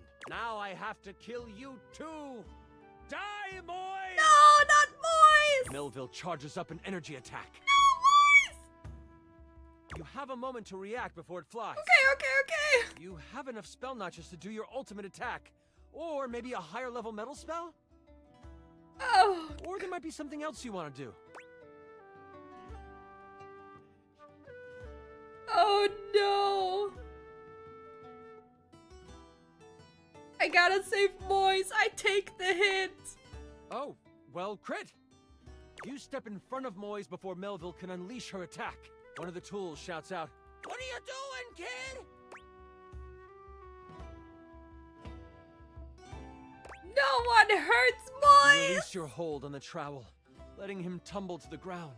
That is all you have time for before Melville hurtles the attack at you. She hits you for... Oh no. I rolled a crit. Okay, that wasn't good. That means she hits you for 93 damage. I cannot take it. So sorry. It's okay. You feel the magic hit your chest, and in that moment, you are known by everything in the universe that ever was or ever will be. Oh, it's fine. The bright light from the attack doesn't burn out. Instead, you open your eyes to find yourself swirling in magical ether. Melville unbound your soul from the earthly plane, but in doing so, released you from pain. Everything is beautiful, and you are in tune with all things. Oh, it sounds pretty. But wait, that's not all. Wait, it's not? You are zooming through time and space and existence, and you slam into something, and then it is black. You open new eyes, and a voice in your head tells you that your sacrifice has earned you another chance. You see the sky. You feel grass under you. You realize you have been reincarnated. But where and who you are is a mystery to you. Oh. And that mystery is a story for another time. That was incredible! The way you sacrificed yourself? Holy crit! Oh, that was better than I could have imagined. That was... You are perfect. I'm sorry. That's No, super it was not embarrassing. embarrassing. But like, if that's how you roleplay here, I'm excited to see how you might like some other roleplay.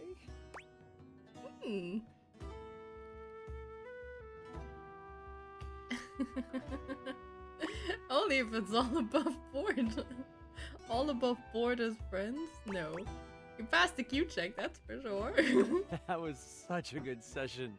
Listen, I appreciate you so much, and I would love to play with you again. Yeah, I would love to play with you again soon, I'm so too. damn glad you sat down with me to do this. You're amazing. That was so cool. I was so invested into the story inside this game. That was so much fun. They really did a good job there. I think probably Matthew Mercer helped out there, like, write something interesting. I need to wind down because that was intense. But please, please, please, come see me again soon. I'd love to have you play with my dice again. I mean, Bye.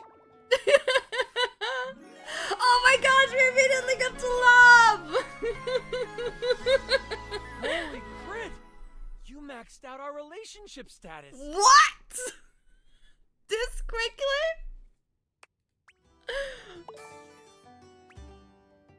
Wow, okay, I got 1 in charm, I think like 5 in appealing. Nice!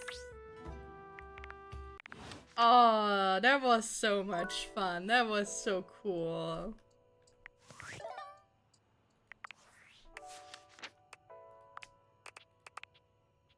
You rolled a nat 20 on your love check with Chance. He loves you. Oh. Wow. I didn't thought that was going so quickly. I thought like, oh yeah, it's probably going to be like sometime. Ooh, the board as well. Sure, let's do the board here.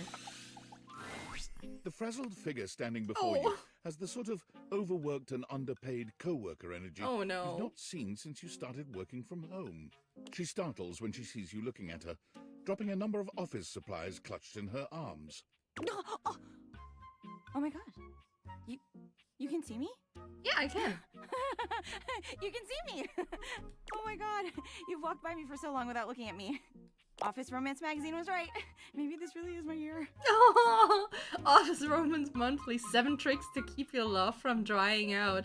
Permanent and dry erase solutions to a relationship. You're staple to each other, but is it healthy? Write out your exes. 5 ways to keep that typo out of your life. Okay. Office Romance magazine? Oh yeah, it's the leading publication on office romances for office supplies. It said my love life was totally gonna be on fire this year. And fires, as we all know, are a very good thing. Oh gosh, listen to me babbling at you. You don't even know my name. Go on. Oh, I'm getting to it. I'm Penelope, and I'm your office supplies. Oh, you're Penelope. Oh, she has googly eyes on her skirt. Look at that. That's so cute. Oh, that's so cute. The googly eyes. Here's the scissors. Here's a ribbon. Oh, and here's like a pencil case. And I like her look. Her look is so cute. Also the flower here drawn on the paper sheets and the marker. Oh, that's so well done. Which, boy, let me tell you, you sure haven't used those in a while. Sorry? Thank you. It's great that you're here, though, because now you can bear witness. Bear witness? To what? To the resurrection of Penelope office supplies! Oh. So what if no one's using me like they used to? I'm not dead yet. You're so right, Queen. Yeah! Anyway, your daily motivational office quotes calendar put it best. Your most important work is always ahead of you, never behind you. Stephen Stovey. Now, what do you think that means?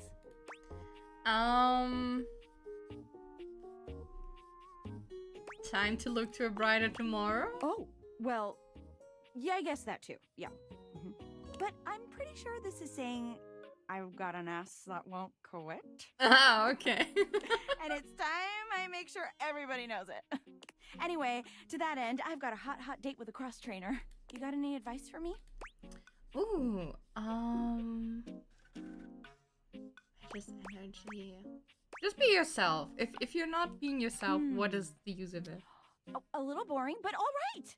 I have arrived Oh, gosh. to do battle. Oh, there he is. I assume he means date? I meant just what I said. Prepare yourself. Wow. All right. Oh my Love gosh. it. See you later. She's already gone.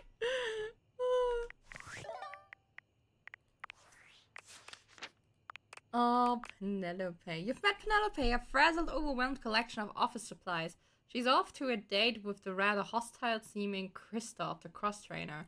For Penelope, unlucky in love and eternally searching for that perfect special someone, but with such a huge array of dateable objects, love is surely around the corner. Or around the kitchen, the attic, outside. Likes inspirational quotes, taking pictures. Viva! Dislikes not being seen. Oh, it says Amy Carrero. Okay. Oh yeah, we already had Betty. She doesn't like mornings. Who was,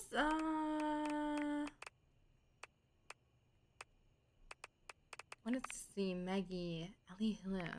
Don't know her. Oh, here's Dirk. Johnny Young Bosch. This is where your clothes have been for the last couple of weeks, with laundry day looming large. It becomes harder and harder to actually let your shirt out of the bag. Is it better to intervene or let him be unclean? Likes security, Harper, being told what to do. Dislikes Harper. This is like a love-hate relationship. Oh gosh, those are like very, very hard.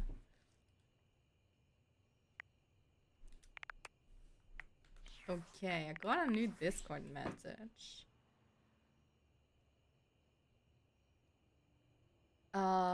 Impressive news out of Valfest. Uh-huh. Really too bad that particular partnership is about to hit a rough patch.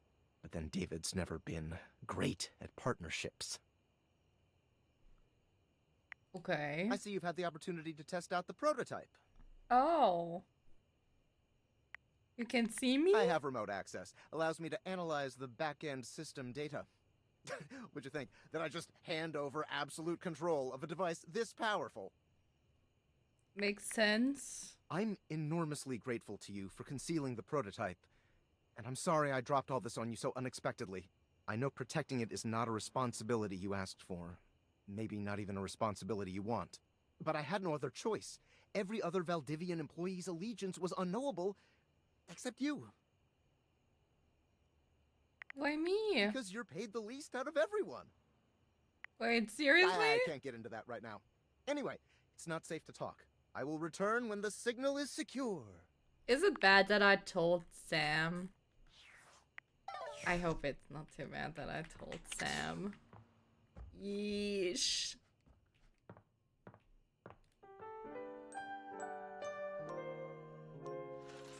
A new day!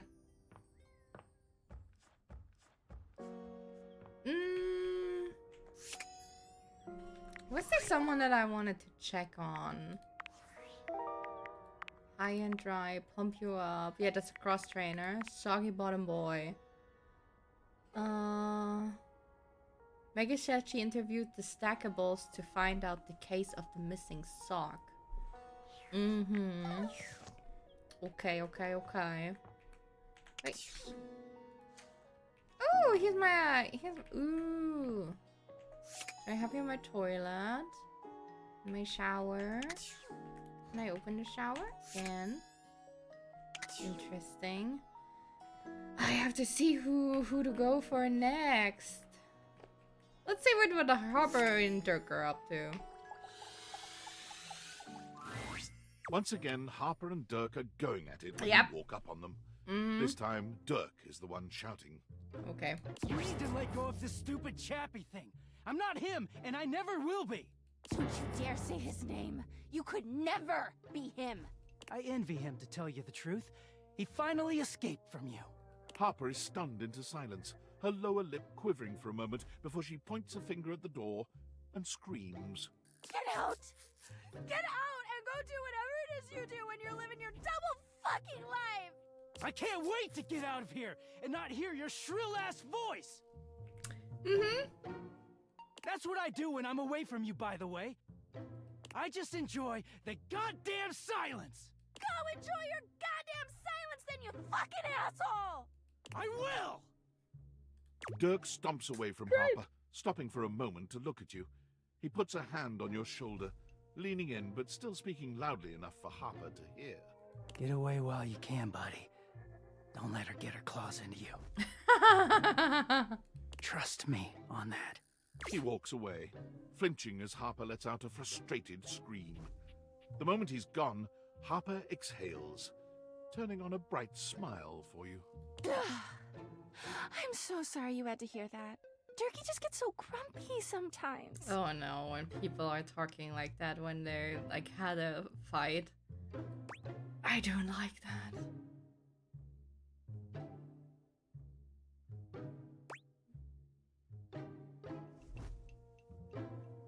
Didn't he ask you not to call him that? Huh? Durkee? Oh, he doesn't mind. He just gets weird when other people are around. If you say his name in the right tone, he'll let you call him anything. Oh, Durkee. You seem like someone who gets relationships. I have witnessed a lot. I've been thinking a lot about my relationship with Durkee lately. Yeah, it's not good, girl. You'll listen to me, won't you? I will listen, but I will tell you the truth, so you can bet on that. You should talk to an actual therapist. Harper beams at you, as if you'd agreed to listen. Oh, good. This way. Harper grabs your hand, dragging you over to a quiet corner of the room, overturning a box to allow you to sit. She lies on the floor, as if she were at an actual therapist's office. Oh no. It all started a few years ago. A lot of things come through this laundry room, you know? You forget a lot of stuff in your pockets, sometimes you find it, sometimes you don't. And this time, you'd forgotten chapstick in your pocket. God, what a stick of chapstick he was. His name was Chappie, and he had the softest lips you can imagine. We spent weeks together. It was a real whirlwind romance. He started talking engagement towards the end, hoping maybe you'd forget a ring-shaped object in your pocket one of these days.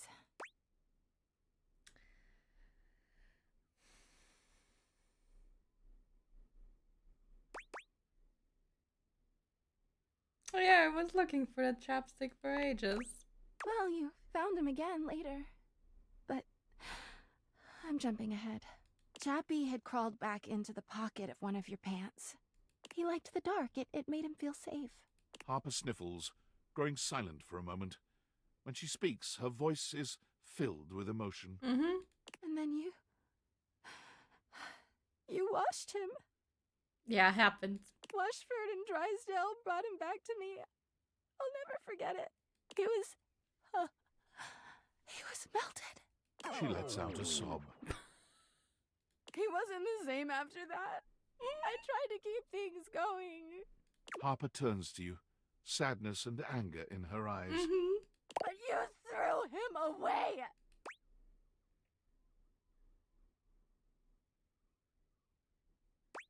I didn't know he was practically engaged or a he. That doesn't make it better. Anyway, ever since then, when Durkee gets washed by Washford and Drysdale, he leaves. And when he's up there in your closet, he pretends he doesn't know me. I've gone to see him so many times. I've cried and screamed and practically kicked his door down. Yeah, that's your problem. That doesn't sound healthy.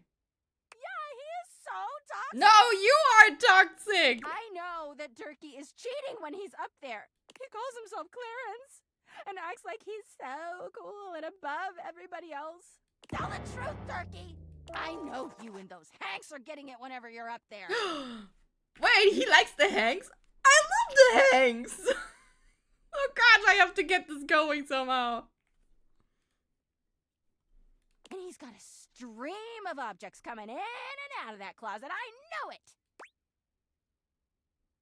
Yeah. Do you have any proof? Of course I do. Everyone's always like, oh, how do you know, Harper? How are you so sure? She taps her temple. Hamper's intuition, honey. I know how nasty he is. I know he can't go that long without getting some. That is the lamest excuse of like, do you have proof? And sadly, this is what many people say. It's my intuition. You have to believe me. I know what's going on. I'm like, you don't have any proof. Yeah, but I know. I'm like, no, you're just pretty insecure yourself. You don't know. You haven't even asked. Anyway, I've been thinking a lot about our relationship lately. Obviously, I've done nothing wrong and never have. But I just love my Durkee so much. Even though he hurts me so. I just don't know what I should do. Break up. You're in... Why are you putting me in the middle of this? Leave him, obviously. Yeah, if you think that he betrays you and everything, then just leave him. Because you doing him a favor with that. But I love him so much. Yeah, well, too bad. I just can't do that. Well, I guess I should go. Durkee could be doing God knows what out there. I gotta find him before he cheats on me. Oh, this is so bad. She is the most, like, this is the best example for toxic relationships. She sits up, smiling cheerfully. Thanks for listening. I feel so much better. Bye! Oh, no. I feel so bad for Dirk. For Durkee. I feel so bad for him.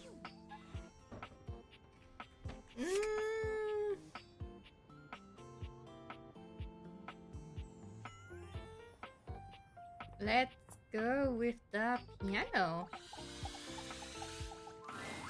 A beauty dressed in black and gold stands before you, her eyes closed and one hand held delicately to her chest.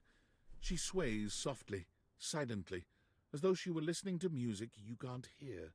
The silence is so long and profound that you begin to notice just how noisy your house is. You can hear your clock ticking, your refrigerator humming, and your air conditioning blasting. Has it always been so loud around here? The silence persists, and this stranger continues to ignore you, lost in her own world. Whatever it is that she's doing, she's clearly very serious about it. Okay.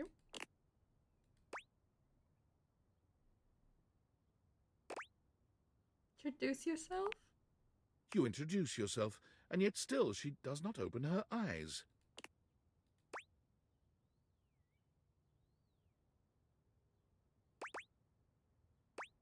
Are you okay? Finally, she opens her eyes, heaving a polite but obviously impatient sigh. Maestro? Made me scared for a second. What is scary about a performer crafting a performance? It was coming along nicely. Oh, I'm sorry.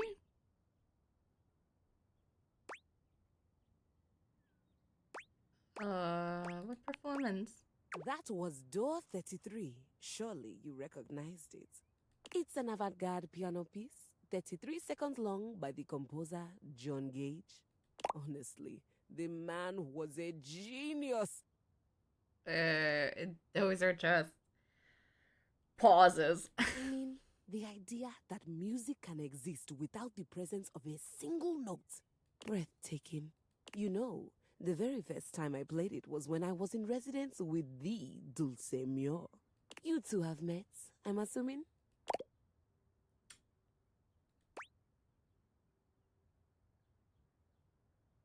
Of course. Anyway, our audience that night was completely hopeless. They all kept waiting for the music to start, as if they couldn't already hear it. Yeah, you know, that's like the thing with modern music, modern art, modern everything. It's just like the ridiculous things are getting portrayed as art. A rustling program, a muffled cough. It was all being performed in real time, but they kept staring at Dulce and I like we were the Philistines. Still, it was one of my finest performances to date. It also didn't hurt that Dulce had requested to work with me specifically.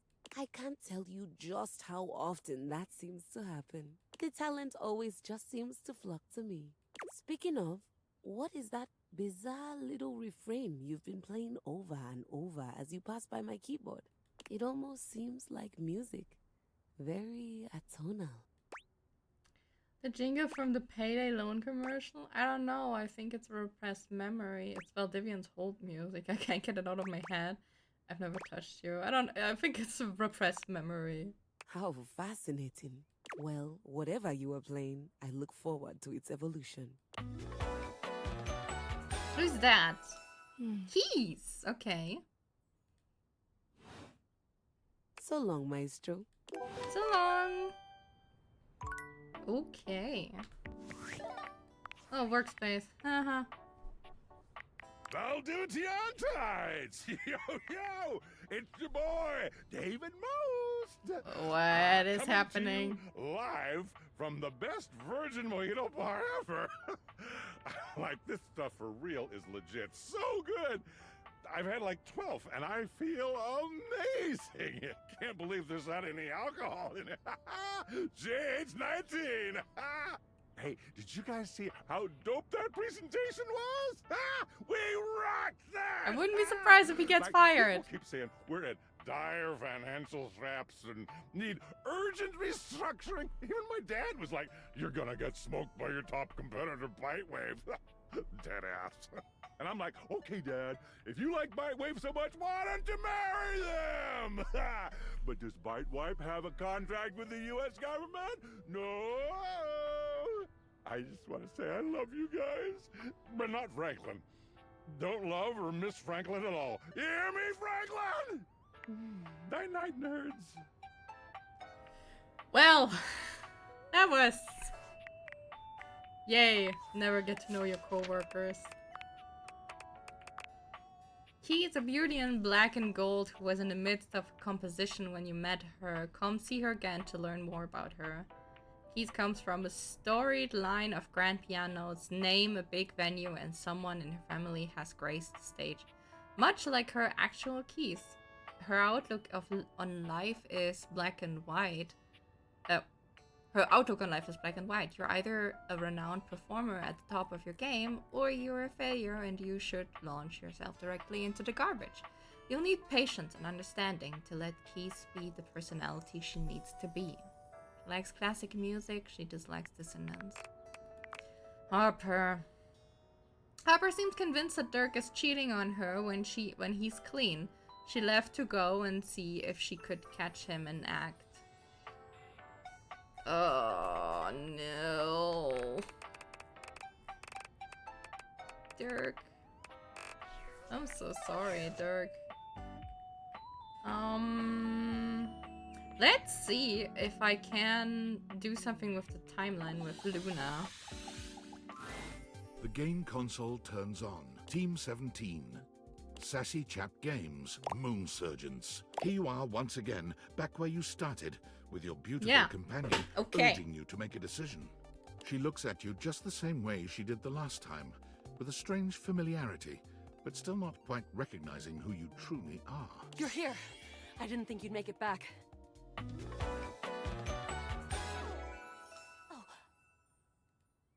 Okay, let's see if we can change something. Which way do you want to go? Lingonberries! Lingonberries? Oh my dunes. We've got a timeline crisis here. Yes, you told me to say that to you last time. Preparation came in handy. Come here. Let's find a place to hide from these scraps while you tell me what to do. Luna grabs at you. Yes! And you both wiggle through an open fence near some scattered power grid structures. Just tell me where to go. Yep.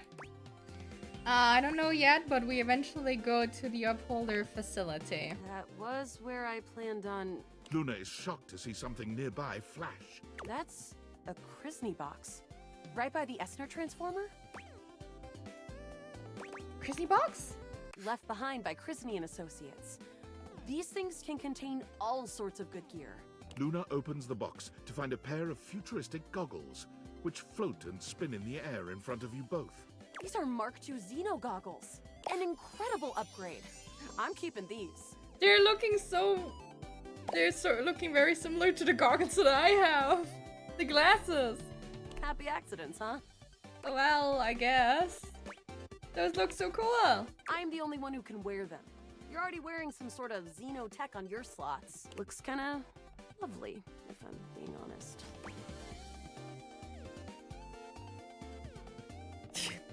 Kiss me. Oh, we don't have time for flirting, alright? We had to have shifted the time at least a little. Now, let's get to the facility. After a short walk, you find yourself standing in front of a bullet-ridden metal door, way out in the middle of the cold, grey landscape. This is the entrance I've never seen anyone use. With my chalk-picking skills, we'll have this open in no time. Let's get it done. Luna picks the lock, allowing you to peer inside. You can see hallways filled with shining electronic doors off into the distance. Here we go. Upholder central inside. I'm seeing grunt class upholders, who shouldn't be too bad. But there will be surveillance class 2, which can sound the alarm.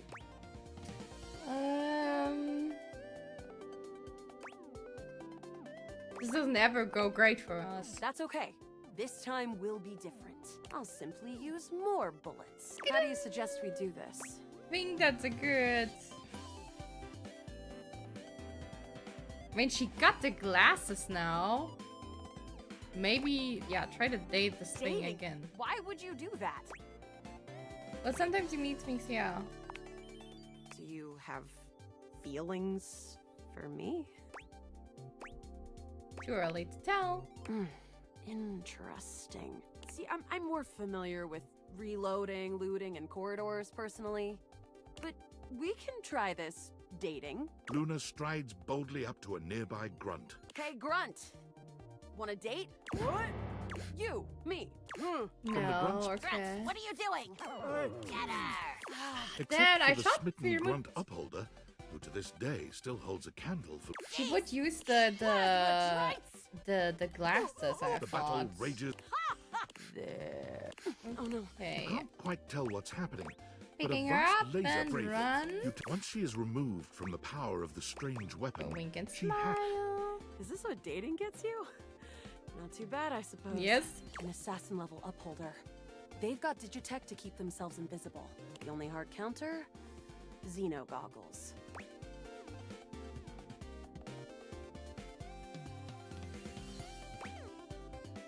My fault for not telling you to put them on. Guile? Not your fault.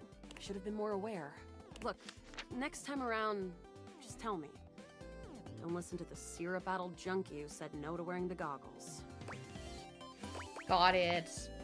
We'll have to remember that for next time. Well, you will. Anything for the mission? Freak. Can't believe we're here. Seems like a dead end. Damn, this is going to be a wash then? Hey, you might disappear after this, but I keep going. And I'm not planning on going anywhere. Resources or not. Speaking of, you want to see if there's a workbench? There's down the second corridor. All right, we're getting close. You want to press on, or should we take a crafting break? Let's press on.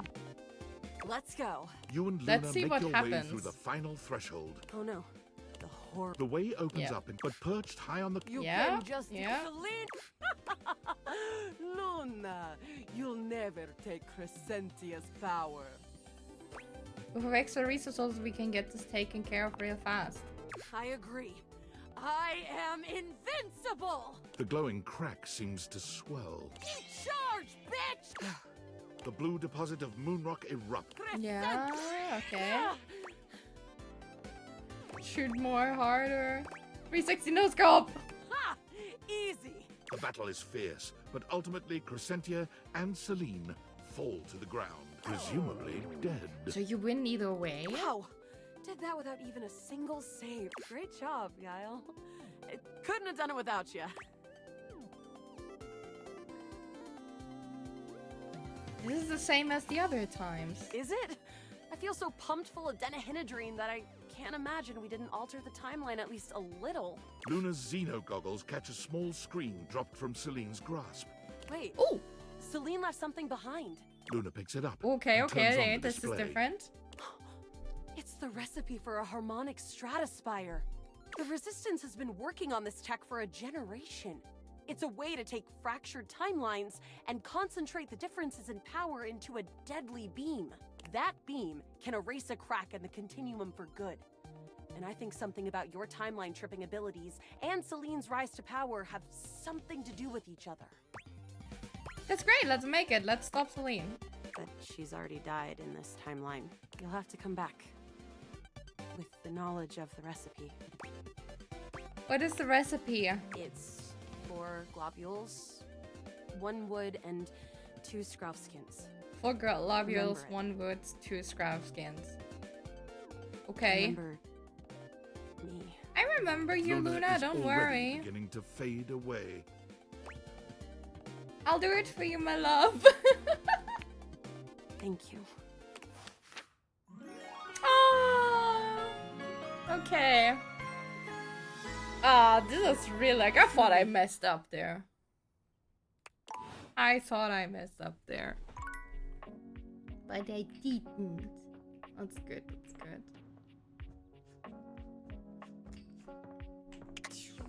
I want to check it. I want to start with the Hanks also. Five Hey! handsome himbos in I love the colourful Hanks. jumpsuits are flexing and chatting animatedly amongst themselves. When they notice you, they begin to buzz with excitement, all speaking in rapid-fire sequence. Yo, check it! Quick, dudes, clean up the digs. We got company. Some real fine company, if you know what I'm saying. How's it hanging, homie?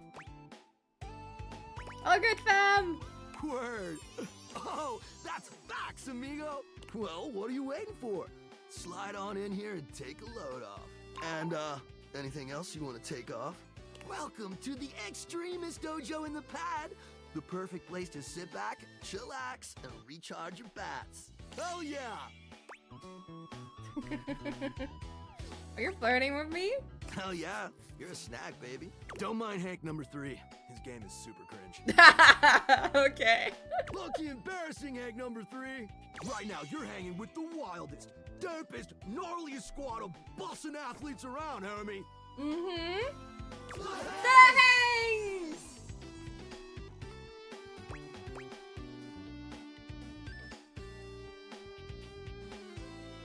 The Hanks, you're all named Hanks? Yeah. The Hanks! We're the Hanks! Yeah!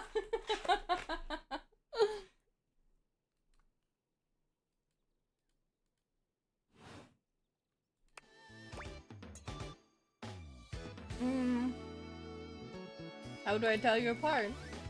Numbers are kick-ass! The Hanks all stand in formation, each of them striking a unique pose as they introduce themselves. You get the distinct feeling they do this often. I'm Hank number 1. I'm Hank number 2. I'm Hank number 3. I'm Hank number 4. And I'm Hank number 5.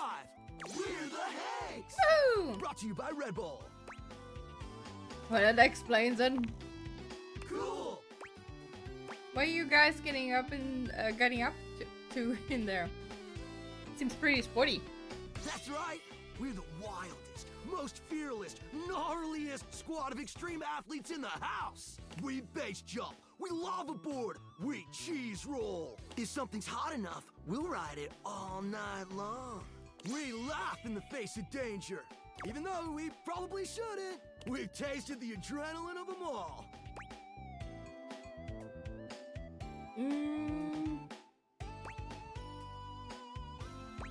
What's your favorite extreme sport? Hank gliding! It's like hang gliding, but with us! We're the Hanks! When you guys are just adrenaline junkies, are you?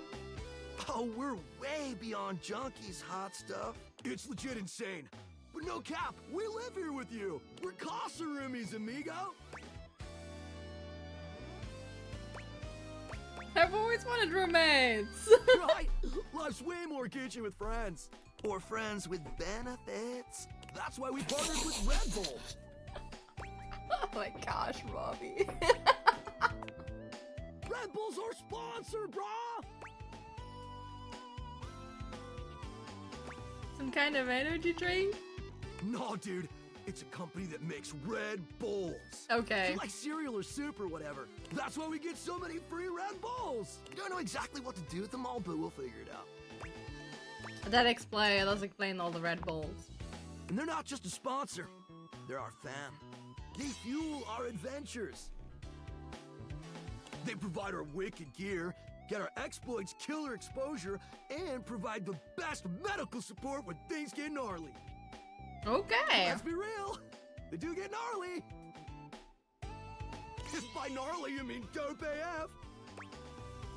Sounds like a great partnership. Through every stunt, they've always got our backs. We high-key love it all, homie.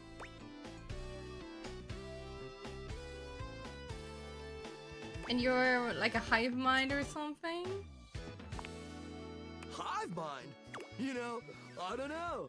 Not a lot of time to question that sort of thing when you're too busy living the most extreme life possible. We're the Hanks! There's one dude in the back. We're the Hanks! So this is exciting. It is! Speaking of which, we were just about to head out for a little hang gliding. What do you think?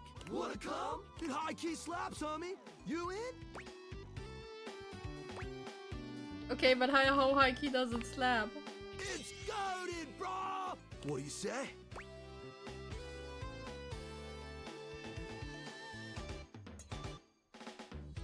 I don't know. Why not? Sure. Sounds rad.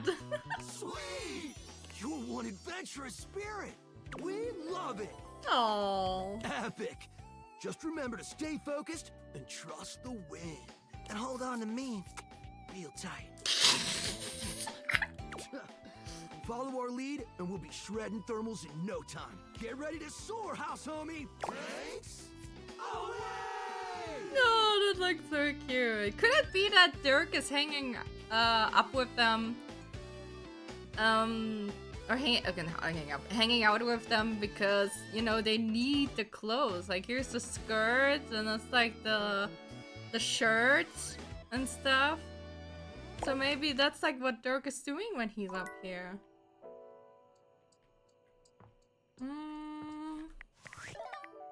Discord. Based on how plastered David was in his last most mail, he must have finally discovered the prototype is missing. He'll sober up soon, though. And when he does, he'll stop at nothing to ensure its retrieval. If he fails, he'll be at the mercy of some very powerful people. He'll never allow that.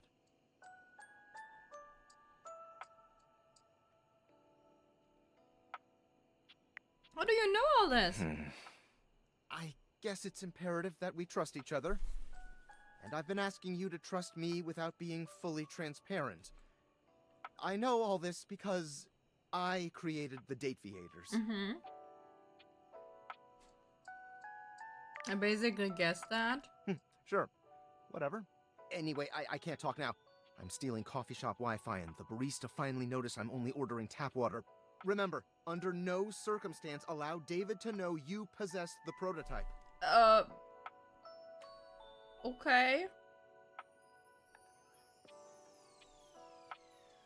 I mean, I can try. Luna! When you returned to Luna, she had no memory of you at all. But she did say that if you came into her timeline again, just say the password lingonberries. Yes.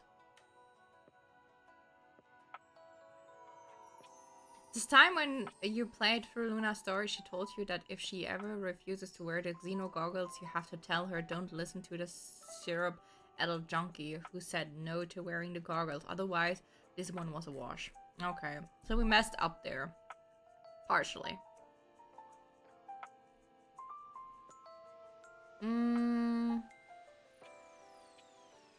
Oh. She's completely in love with you, or at least that's what the screen said when you had shaved it. Okay. Love friends. Oh, here's the recipe. 4 globules, 1 wood, 2 scrub skins. Met the Hanks, a team of 5 handsome dude bros in colorful jumpsuits who are totally adrenaline junkies. Sponsored by Red Bull, they need to keep the wild stuff... They need to keep the wild stuff coming. They invited you to come hang gliding with them. You went for it. Come see them again for another adventure. If you're hankering for a harem of high-flying handsome hunks, then look no further than the Hanks. Sure, they're all different hangers individually, but they share the same passion for adventure and adrenaline that keeps them all moving forward to the next jump zone. You'd never dream of breaking up this polyamorous playdate, and if you're lucky, you just might end up in the center of their attention. Well, at least until the next epic low-pressure zone comes in. Sponsored by Red Bull. Thermals waves, the majestic dance between gravity, death and freedom. They dislike reading. All voiced by Robbie Damon. Okay. I have one more person. Pillows?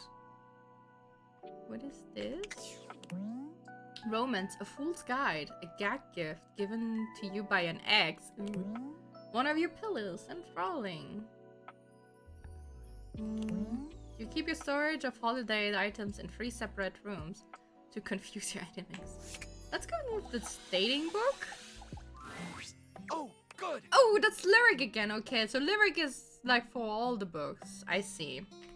You're here. I'm Yes. excited. I'm expressive. Everyone's ready to go to the zoo. To the zoo? The zoo? Don't worry about it. I've been thinking. And here, I believe, is the best way to organize our efforts. Okay.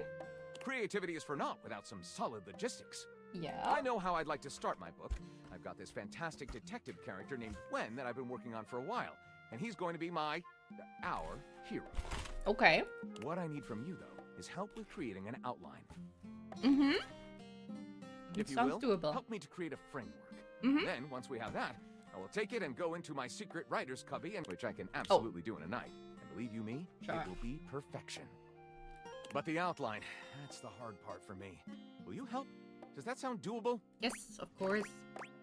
For sure. You can really write a book in a night. Tell me a little bit more about this detective guy. Detective Xander Wen. He is a hard-boiled detective living in the big city of Sprawlsville. He's a magnet for crimes. Which works out just fine, because he's also a genius at solving them. Now, just to be clear with you, I haven't fully settled on writing a hard-boiled crime drama to go with my hard-boiled detective. The way I see it, Detective Wen is capable of getting himself into and out of almost any kind of trouble imaginable. I suppose this is why I've been having so much trouble writing this on my own. Xander Wen could do just about anything. I'm asking you to help me create his first story from infinite possibilities. Well, shall we get started? Okay. This is going to be great. Yeah, let's get started. Excellent!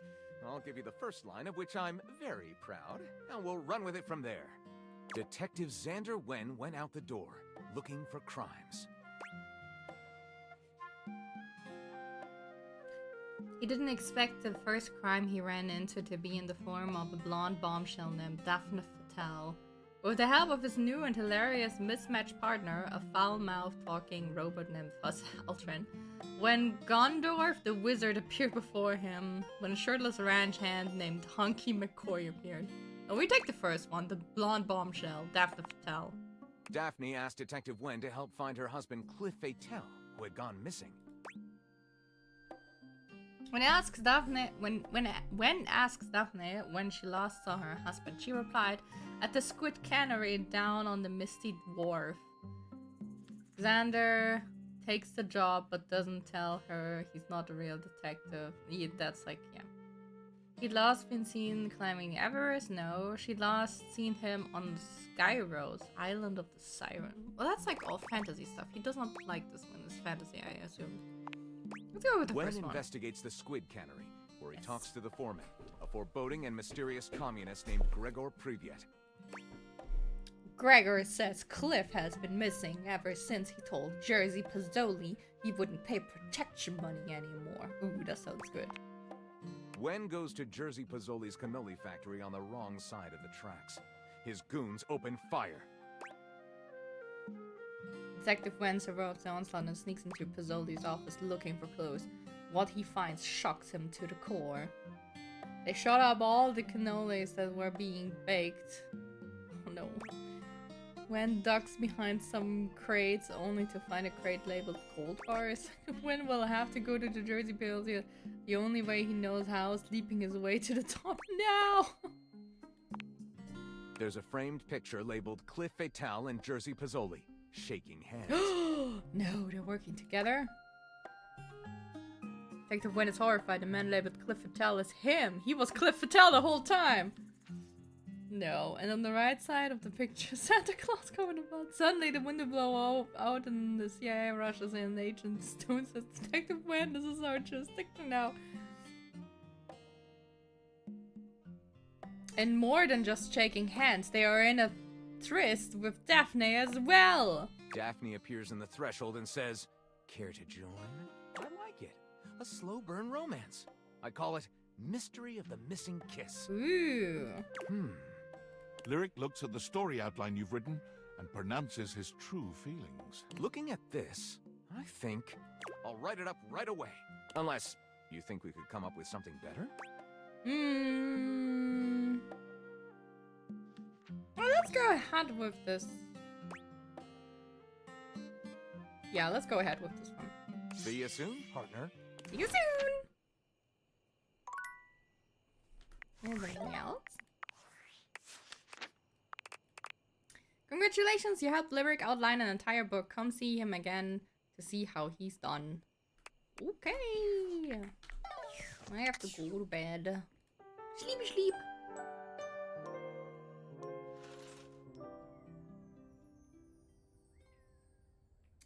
Okie dokie.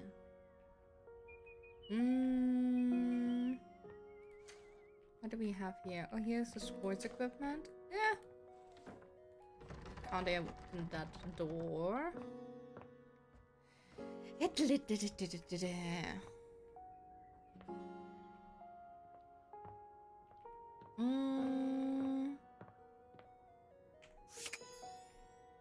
Let's try Luna again.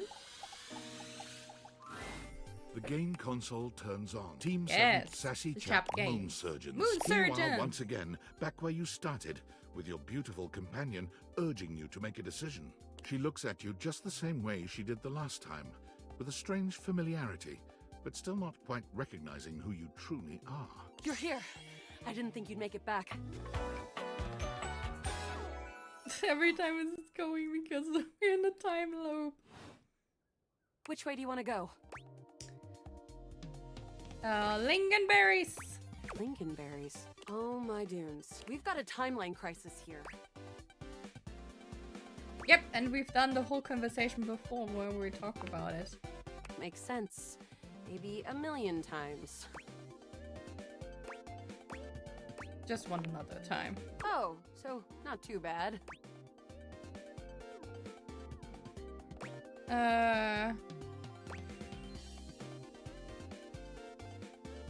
Not too bad. Oh, timeline crisis always are. Come here. Let's find a place to hide from these scraps while you tell me what to do. Luna grabs at you, and you both wiggle through an open fence near some scattered power grid structures. Just tell me where to go. Crouch down by the Eisner transformer. Oh, there's a christening box with Xeno goggles. Rules, you're good at this. Okay, then what?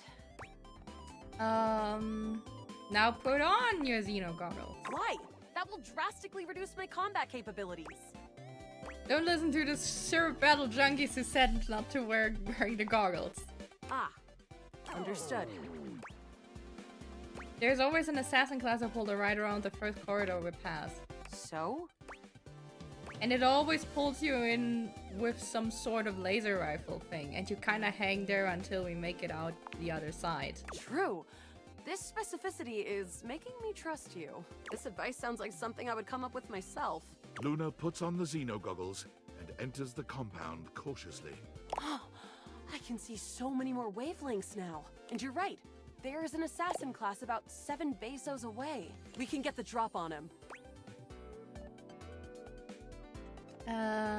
Take him out stealthy and close up. On it. Luna stalks her prey. With the Xeno goggles and her own combat prowess, she's like a mooncat on the path of a moon mouse. With the coast clear, the two of you stealthily walk the corridors until you reach an office right before what seems to be the terminus of the compound. Is this the furthest we've ever gotten?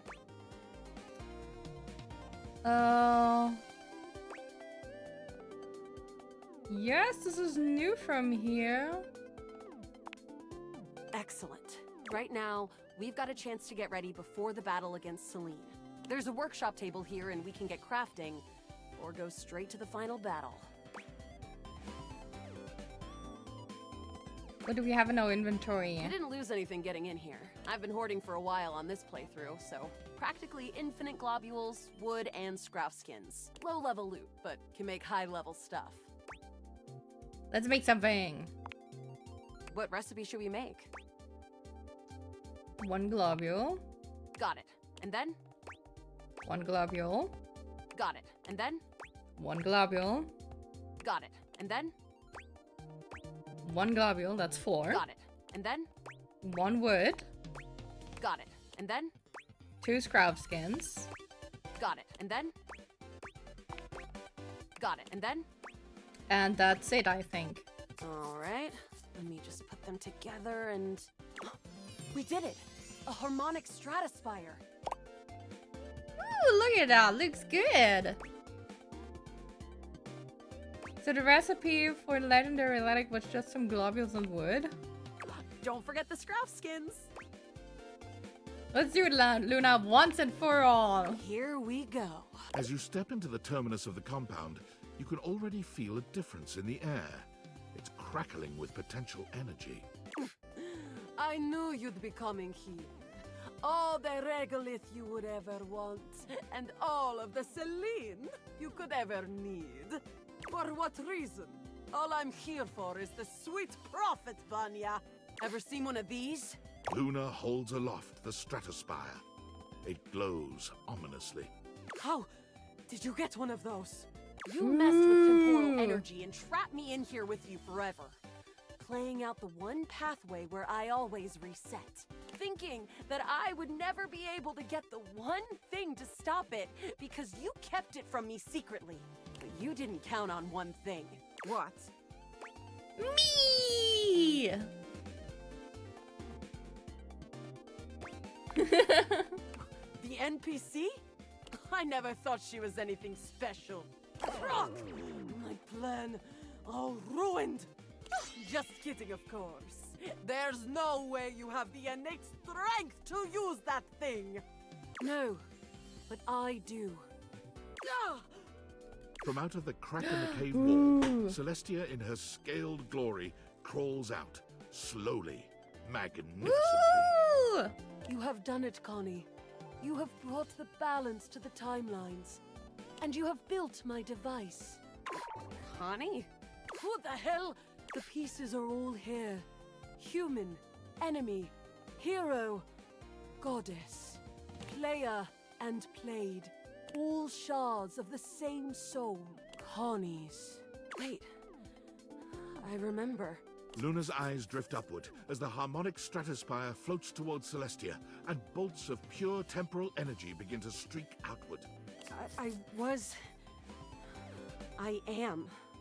All shards of the same soul. Oh, she's the same person! Luna's eyes become clear, full of fire. She raises her hands up in a gesture of glory. I am Connie Soul. I am video games. Oh, she remembers. Oh, so she was not really Luna, but like this was just a part of her from the game. That's so cool.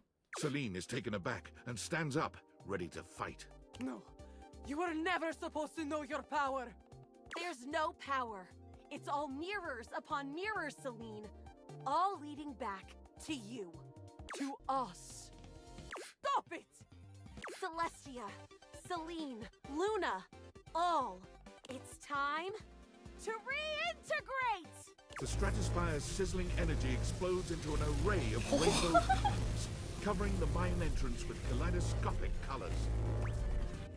I have no idea what's going on. Do it, Connie, reintegrate! That's it! That's right! Your quest is almost complete. I refuse! She resists. You're still a part of this. Show your support! Complete the ceremony.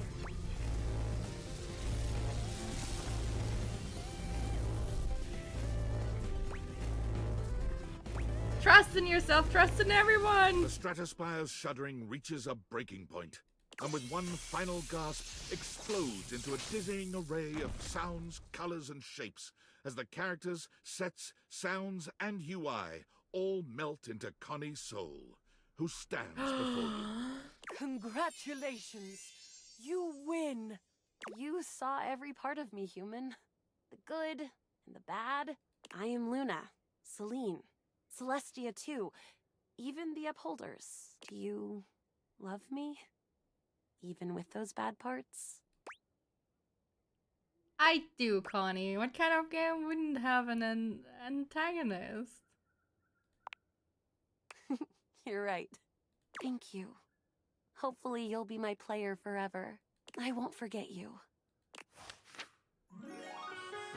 Aww. Thank you. Truly. Ooh, I got one in empathy. Nice. Cool, cool, cool. Oh. What was that?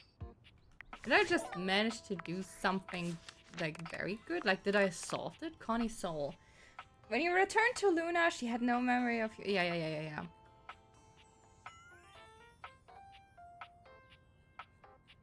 Amazing, you reintegrated all the shards of Connie into one. Connie Console loves you.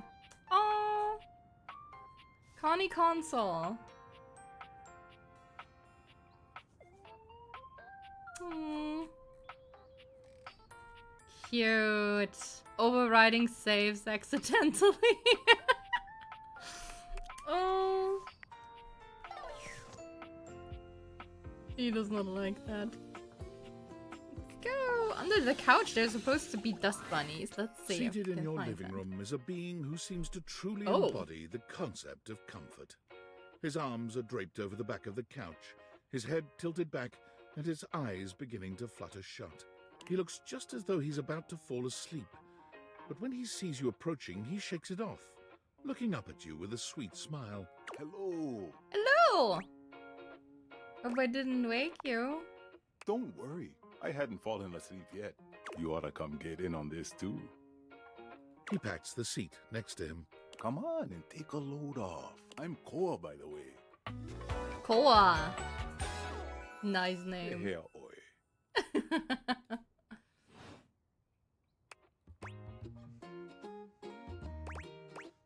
Nice to meet you. You too. Most everyone would continue the conversation from here, but Koa only closes his eyes, sighing pleasantly. You wait for him to say something, but all you can hear is his quiet breathing.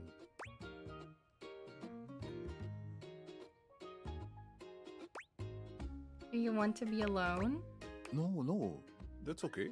Koa opens one eye, but he doesn't move.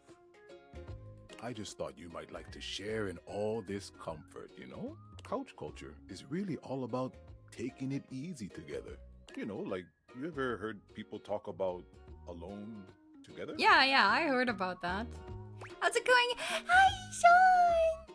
Hello, Sean! How's it going? How was your trip? How was your day so far? Was it nice meeting up with us? Hi! I'm just here having a very, very relaxed couch character. Makes me kind of like want to like... I don't have a couch, but I almost like want to also stretch myself in bed. Yeah, I love that. Right on. You get it then. I wish more people understood the beauty of alone together. It means you can be at peace with another being without even saying a word. That's true. If you're feeling very comfortable with another person, then you can be. Oh, it's so nice. It means not forcing a conversation or an activity between the two of you. It's true. I still have to learn that partially, but I'm getting there. It means just enjoying the moment without any expectations. He sighs pleasantly, closing his eyes. Guess I give it a shot then. Beautiful. You'll see. Koa breathes in deep, sighing. Oh, no, he fell. When he relaxes, the entire room seems to relax with him. You find yourself growing sleepier alongside him. You're not sure how much time passes as the two of you sit side by side in companionable silence, but it's certainly a good while. Thanks for keeping it chill, buddy. This was real nice. Got something I want to give you. Oh! Is this my pocket change? You know it. You know, in couch culture, we're not big on expressing ourselves verbally. We prefer to let our actions speak for us. And a gift like this, it's just a way of honoring our friendship. Aww. I'm touched you shared your culture with me. I'm just glad you appreciate it. Koa yawns. I'm gonna take a nap. Feel free to stick around as long as you want. I'm just so comfy. Oh.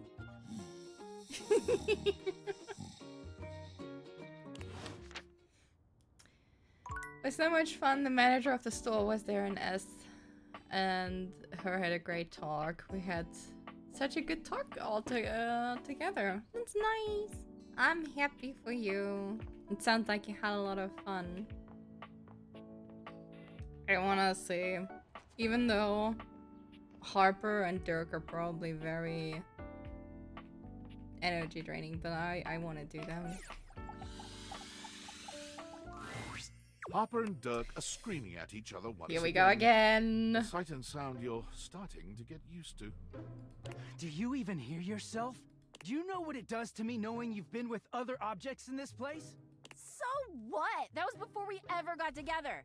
Oh, so you're saying it'd be totally fine with you if you had to fuck in a place where all my exes did? That is not the same thing. Besides, we both know you're cheating on me, so it's only fair. That's no logic, by all means. I wish I was cheating on you. At least then, it makes sense for you to scream at me all the time. Stop playing innocent. I know you're cheating with the Hanks, and there's way more, too. I'm not, but hey, maybe I'll start. Those guys all have one brain cell to share between them, and they're still smarter than you. Yeah, I have to be stupid to be with a loser like you. You can't even see when you're insulting yourself, you bird-brained bamboo bozo! Ah, maybe I'll just get with the Hanks too. See how you like it. I don't think they would like you, Harper. I'd love that! I could get a little peace for once! Harper lets out a scream, her hands clenched into fists. She looks as if she wants to say something, but her face crumples into a sob. Oh no, now comes... She leaves the room with a quavering wail. Now comes the whole innocent act thingy. Dirk slams his fist against the wall, seething in silence.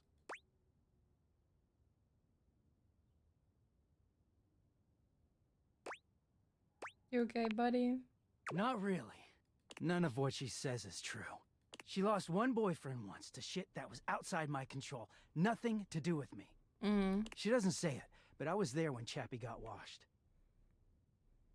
You were there? We weren't together back then, but I'm positive she blames me for it. Like I could have fucking done anything about it.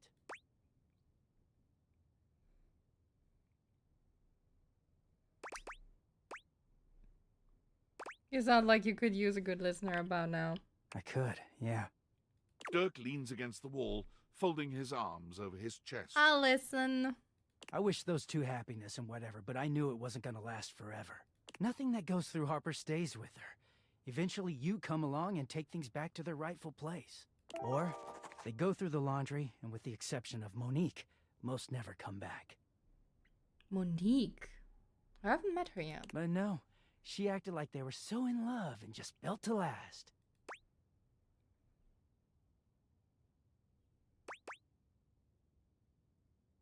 Do you resent Chappie?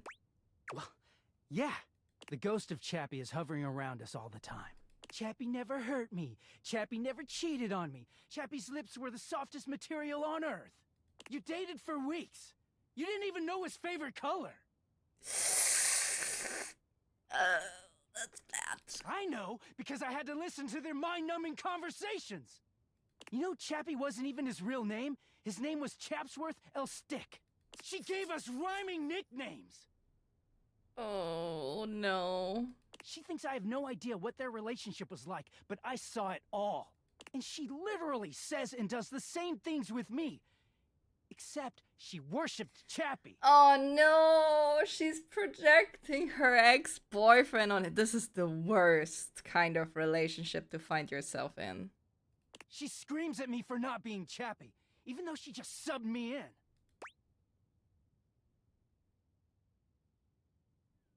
Is it true that you ignored her when you're clean? Yeah, it is. Getting washed is the only way I can get away from Harper. And when I'm away, I just feel clear-headed. Like, that's like, you know, it is, sure, here's the thing. It is bad if you ignore a person, but if this person is just mentally not good for you, getting away from them is, to be honest, the best thing that you can do over there. I always take her back because I don't know how to quit her. When I'm, you know, like this. She starts in on all that dirty shit. I don't know, I just don't have it in me to make her sad. Then things are good for a while, so good. Then I look at her wrong, or say the wrong thing, and she goes off on me. It's like she's just waiting for me to fuck up so she can unleash. This stuff with the Hanks, they're not even my type. I don't know where she gets it from.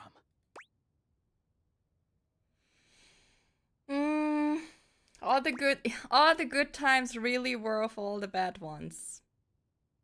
The talking stuff will not work because she will not listen. She's going to excuse you, maybe you should cheat on her. That's also not going to help, it's just going to fuel the fire. But you should consider, are the good times really worth all the bad ones? I mean... No. No. No, they're not. But I just don't know how to walk away from her when she's being sweet. Dirk looks thoughtful, gazing out at something you can't see. I think it started with my mom, you know? Oh gosh, he has mommy issues. She was this giant, gorgeous loom. Not one of those corporate stitching machines. She smelled like cherry wood. Expansive, open, and free. I loved her very much. If there's one reason I have quality seams, it's because of her.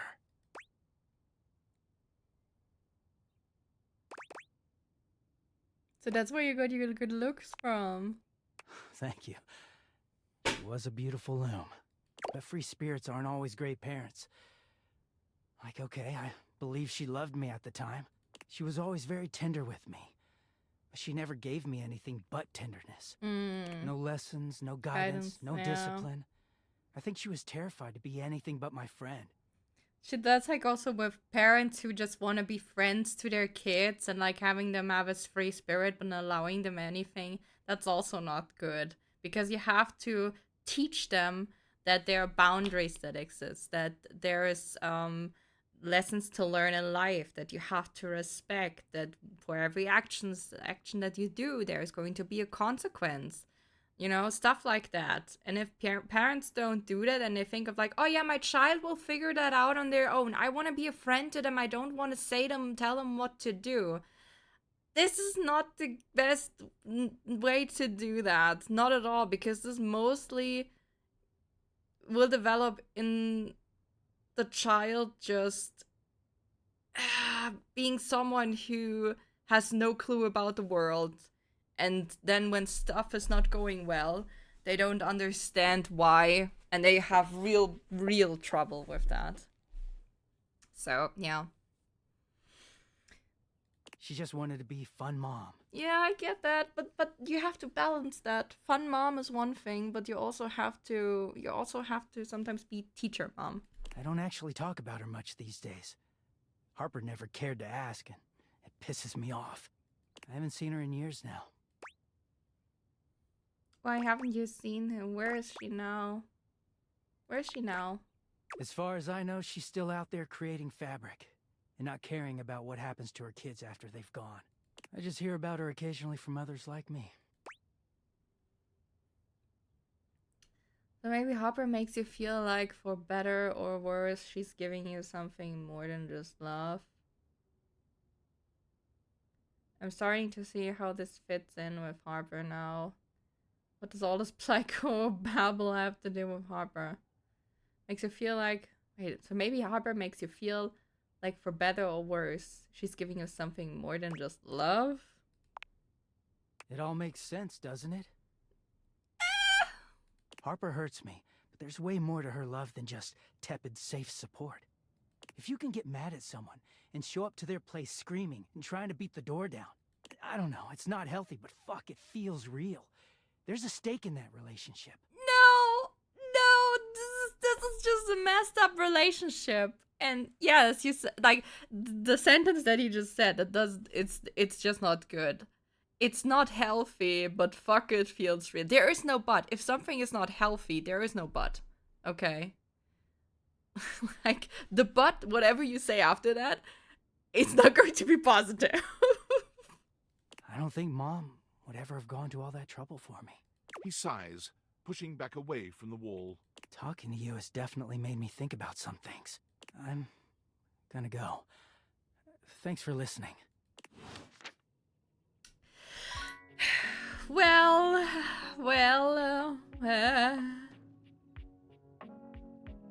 Let's see what the washing machine has to say. A handsome acrobat Oh. greets you with a small yet theatrical little bow, Hello. placing a hand on his chest and tipping his head forward. He has the aura of a veteran showman. But he doesn't look particularly pleased to have you as his audience. Oh, he doesn't like me. Greetings, weary traveler. Hello. Washford! Reason always dies after the butt. Yeah. Always. Greetings. You seem taken aback. Quite natural. It was not my intention to frighten you, though I grant I'm known to be a disquieting presence when I'm in a mood. Oh, he's such a good voice. This bass. In a mood, like in a good mood. Tiger, tiger, tell me your little gray cells burn brighter than that. It's a bad mood then. Yes, yes, a long and solitary bad mood. For this, for everything, we are out of tune. Anything you'd like to talk about? You aren't serious. You jest. No.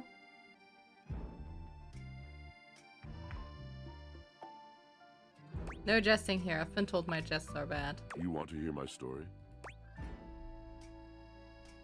For sure. I am a servant to the drama of the heart. I don't have sass!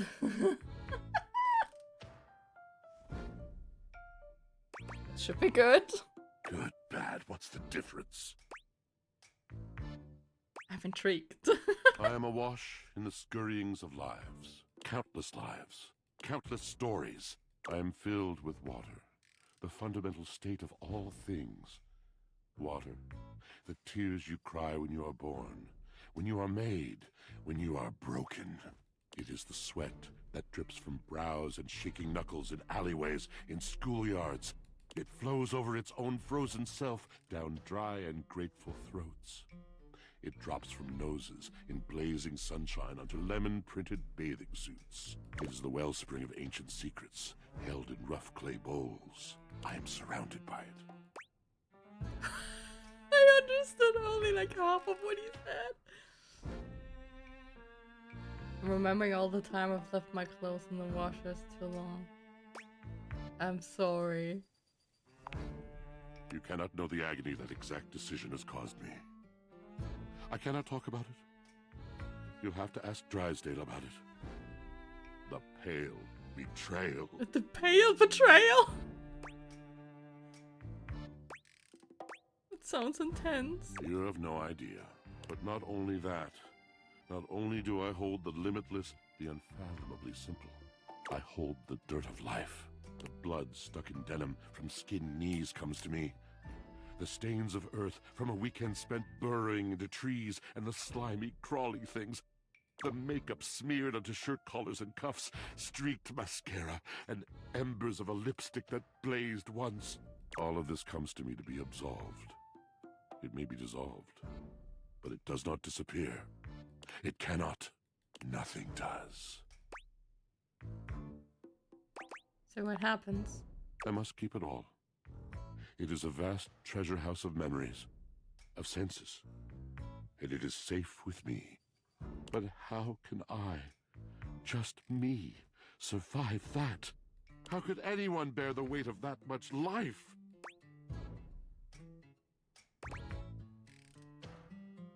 Tell me. It is the words.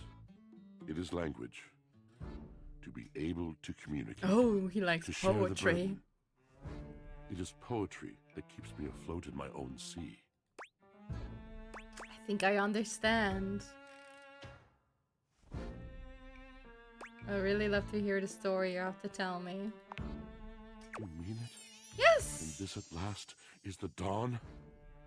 Such bewilderment comes with the sight of the room. I cannot tell. A deep breath. I have lost my only friend. Not sympathetically. He gazes off into the distance, something clearly weighing on him. His eyes narrow for a few moments, and then he sighs.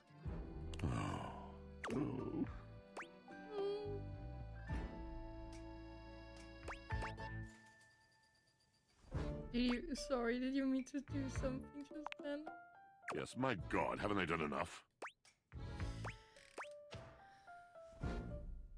Yeah, bravo, but I still don't get it. Drysdale. He was a phantom of delight when first he gleamed upon my sight. But we are quite forsaken. Oh. Forsaken how? We were a duo. An acrobatic team rivaled by none on Earth. We were swift, smooth, and strong. I wish you could have seen him fly to the vault of paved heaven. Our performances were legend. They came from many rooms away to watch us, to applaud us. And joy filled me as wine in a glass overflowed. Sounds like you guys had a real amazing connection. Past tense, but the physical connection between him and me, it is like nothing I have ever known before or since. Okay.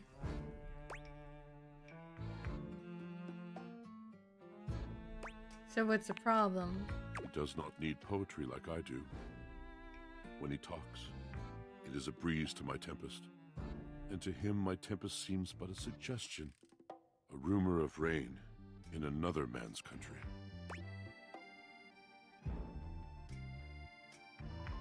But you had your art, didn't you? Until we didn't. Until he was too busy to perform. Too occupied with other things to tumble with me. The bond was broken. The bright cord severed. He abandoned me. And when he was finally ready again, I was unreachable. Locked in my own chion. Trying to claw my way back to a friend who could not hear me. The wall between us has been impenetrable ever since. Whoa. Starting to see why you two haven't talked in such a... No. Go with the wall. Yes, it's been years. As I said, traveler, a long and solitary bad mood. All moving things come to an end. A knotted willow. I miss him every day. Yet speaking with you gives me hope that I might be able to move on and accept a new companion. Oh, well.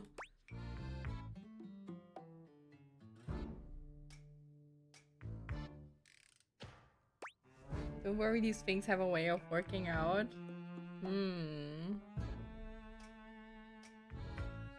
Maybe they work out, let's see. You're asking me to have faith? Yes. I would be hard-pressed to acquiesce if not for, well, I've tried everything else. Thank you, sincerely, for listening. It has been so long since anyone has stopped, has heard me. No problem, Washford. I still have one charge left. Let's see. Oh yeah, we got some stuff. Koa. What's chilloid and chill, Koa? This big guy is all about taking it easy with no worries and little in the way of talking to get in the way of relaxation. He's off to take a nice nap. A big guy with a relaxed, chill, and lovable vibe, hailing from Kona, Hawaii, or Kailua Kona on the big island. Koa likes to relax and eat good food with friends. Anytime someone is down or feeling out of it, Koa hears them out. He's a great listener and thrives on helping friends. For being such a helpful and giving guy, he doesn't seem to ask much in return. He would never want to burden anyone else with his own woes, because for him, that would ruin all the fun. He likes peace and quiet, owning and operating a fusion restaurant. Dislikes being a downer. Washford! You've met Washford, a poetic and melancholy acrobat and former part of a duo act with Drysdale. He revealed his troubles past, a tragic tale of betrayal and woe, in which he and Drysdale were separated. It's clear that he misses his former partner. If you're looking to just sink into some gorgeous words, a gorgeous voice, and gorgeous sopping looks, Watchford is your mate, resident poet and wordsmith who might end up talking your ear off, attached to the dryer. likes the written word, the thrill of performance, the sad yet sweet suffering of the intelligent appliance. Dislikes washing clothes. David Sobolov. Don't know him. Harper. Last time you went to see Harper, you ended up in a conversation with Dirk. He shared with you about his troubled relationship with his mother. He's begun to wonder if maybe his relationship with Harper is a reaction to the things he lacked in his relationship with his mother. It's very much possible. Dirk, is there nothing new to you? You're just a side thing? Okay. Let's watch what... Is this like then Drysdale? But I kind of want to see what Chance is up to because we wanted to continue our session.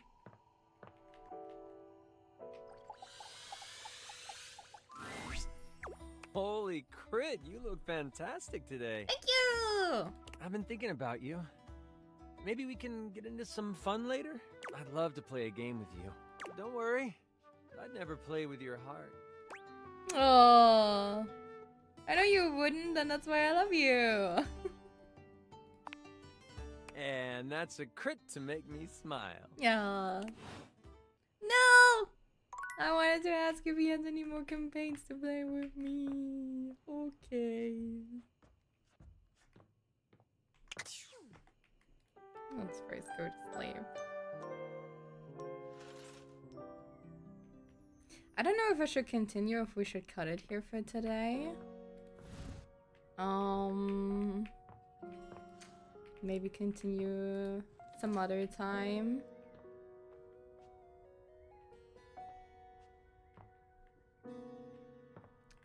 Because I still have something going on for today. And the conversations get longer the more character, like if you get to characters that you have met before, the conversations get longer.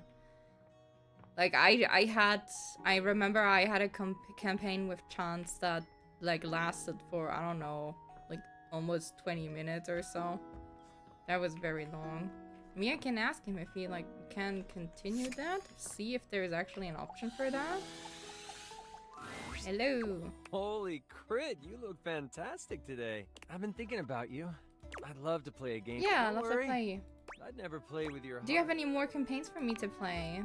Oh, so many more. So many. But not just yet. I need more inspiration. And the one thing that always helps with writing campaigns is... Guilt and deadlines. Guilt and deadlines. Uh-huh. Since I don't have any of those, I might just take a break. Okay. I can see that I maybe like find some new people just for this date, so like a speedrun. It's jarring to hear someone else's voice singing in your shower. After all, you haven't brought anybody home since you've been here. But this isn't some forgotten paramour from the night before. There's a singer in your bathroom, and he's using your showerhead as a microphone. While his singing may be less than professional, he certainly looks the part. His handsome face is framed by glistening ringlet curls, and his clothing has a sterile, hygienic vibe. A stark contrast to the smouldering, sensitive artist you see before you. Wet hot love. Wet hot love. Oh,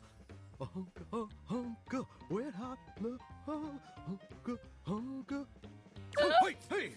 Oh, jeepers. Didn't hear you come in. I weren't expecting company, especially such a ravishing company. Come right on in, darling. Be sure to wear a shower cap or you're gonna get yourself a mighty wet. I don't think I know you. Oh, because you're a shower, I get it. You bet your biscuits. Ain't nothing getting past you, I reckon. Well, I'm just as happy as a pig in mud that you decided to stop on in. It's mighty nice to see a new face around these parts. Variety is the spice of life, as they say. And I can tell you're a healthy dose of paprika. Or maybe you're more of a cayenne. Maybe cinnamon? Sweet. Ooh, that's sweet. Like nectar straight from the honeysuckle. Unless you ingest a whole spoonful, of course. But you can't fool Johnny Splash. Not 3 times, anyway. Not again. No, sir. Well, I reckon we'll have to get to know each other better to really find out. You're so sweet. Well, you're mighty welcome. Name's Johnny Splash. Oh my god.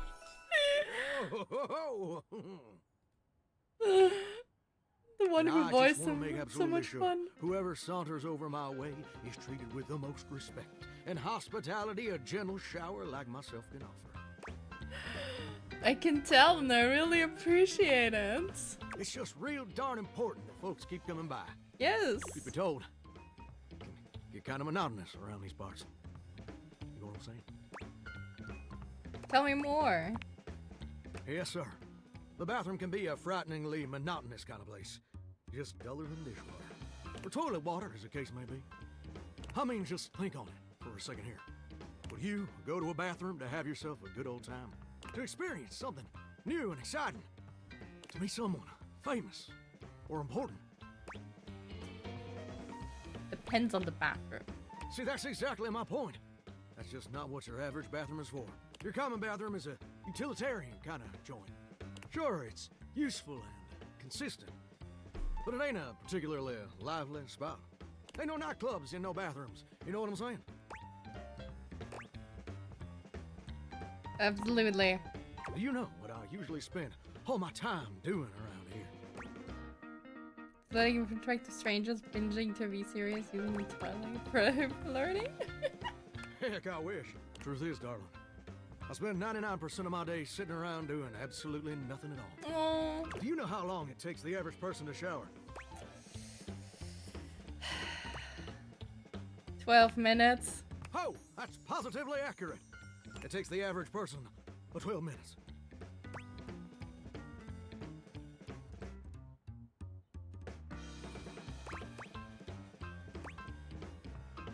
I'm wasting a ton of water. That's your shower.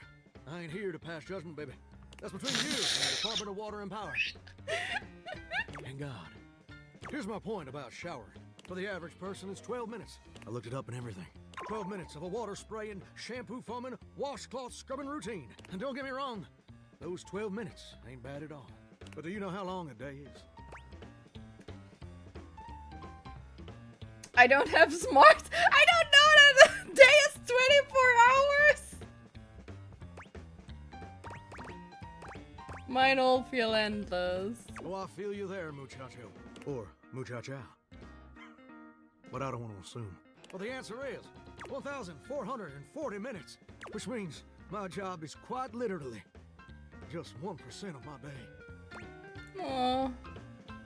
1% of my day is growing up. That sounds amazing. Well, I get why you might be inclined to say that, but honestly, it's worse than a dead skunk in a wedding chapel on the 4th of July, which is really bad, in case that weren't clear. See, I'm a shower. If I ain't being used, it ain't like I can just get up and go boogieing down at the dance hall or something. I can't just hop on over to the malt shop for a milkshake and some like and noodling. No. No, I'm just here, perpetually stuck in this humdrum go-nowhere existence. Do you know how that makes me feel? Terrible. You're gosh darn right. Sorry for swearing, Mama. It makes me feel unfulfilled, listless, bored stiff, like a scarecrow in a cornfield, like I'm gonna be stuck here forever. And all my dreams ain't never gonna come true. Aw, dreams? What dreams? Gosh darn it. Did I go and say that out loud? Tell me your dreams, Johnny! Listen, I don't prefer to talk about that. I just ain't much reason to have your head up in the clouds when your pipes are firmly bolted to the drywall. Some people get to have dreams, but Johnny Splash gets to waste away listening to leaky faucet strip. And that's all there is to it. Please, Johnny, tell me your dream. Oh, what the heck? You done twisted my temperature knob. Now, I reckon I usually don't do this, but you got a trustworthy face. Plus, I'd be lying if I said I wasn't just a little bit sweet on you. So, I'll tell you my super secret dreams on one condition. Anything. Come back and visit me again tomorrow. Show me this ain't some meaningless fling for you. Come back around, and I'll share with you the secret I ain't never shared with anyone else before. I will, Johnny, I promise. Hope I'll see you then. Now you better mosey on out of here quick. Plumbers are coming soon to fix my water pressure issues. God. Bye now. What did he just? Oh God. Okay. Oh God, what else do we have here? Bin? Yeah, trash can. When you turned your gaze on your trash can, you were expecting shiny metal and black plastic. Damn it, you expected the garbage. What you weren't expecting was the handsome face, sculpted jaw, and delicate peaks of skin artfully framed by actual garbage. This garbage lurker, for his part, seems far less impressed with you. Huh? What? Cam.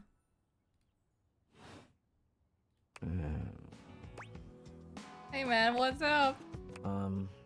Things that aren't down, I guess.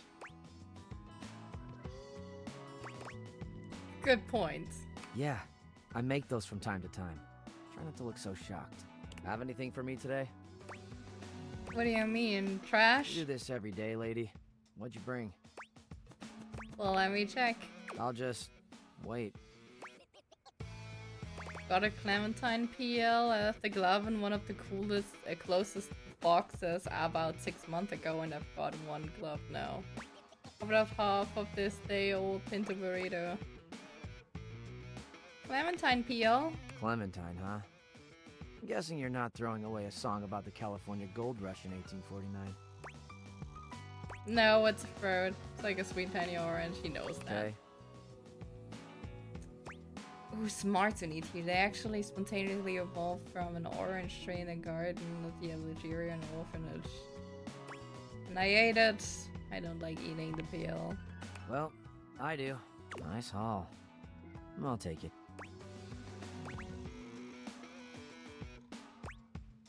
Great, enjoy. You hand your trash over to Cam, and he takes it from you, pocketing it without another word. And you're still here. Okay, bye. Damn, Chuckles. Bye. What an attitude.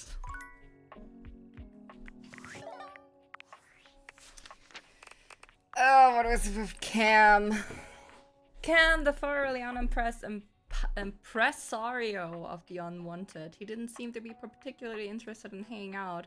Just took your trash and showed you the door. Don't worry your pretty little head about Cam. He's fine. Sure, he's been dumped many times. Maybe all the time.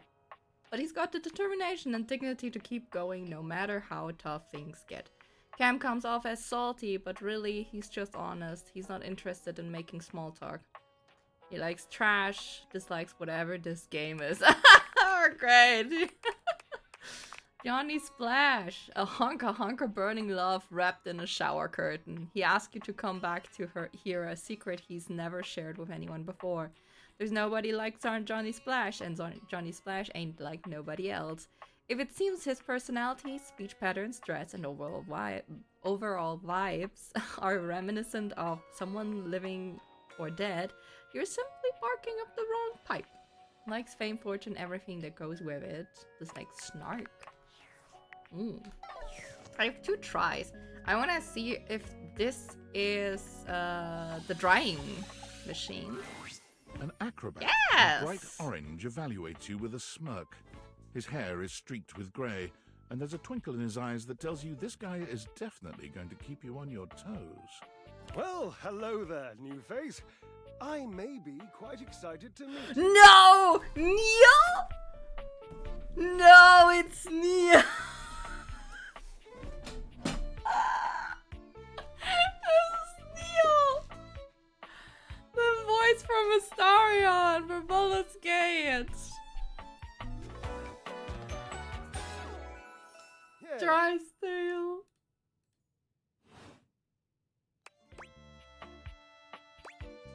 Seems like a pretty basic reason. You may be excited. I have a voluptuous suspicion that may be the emotion I'm experiencing. Yes.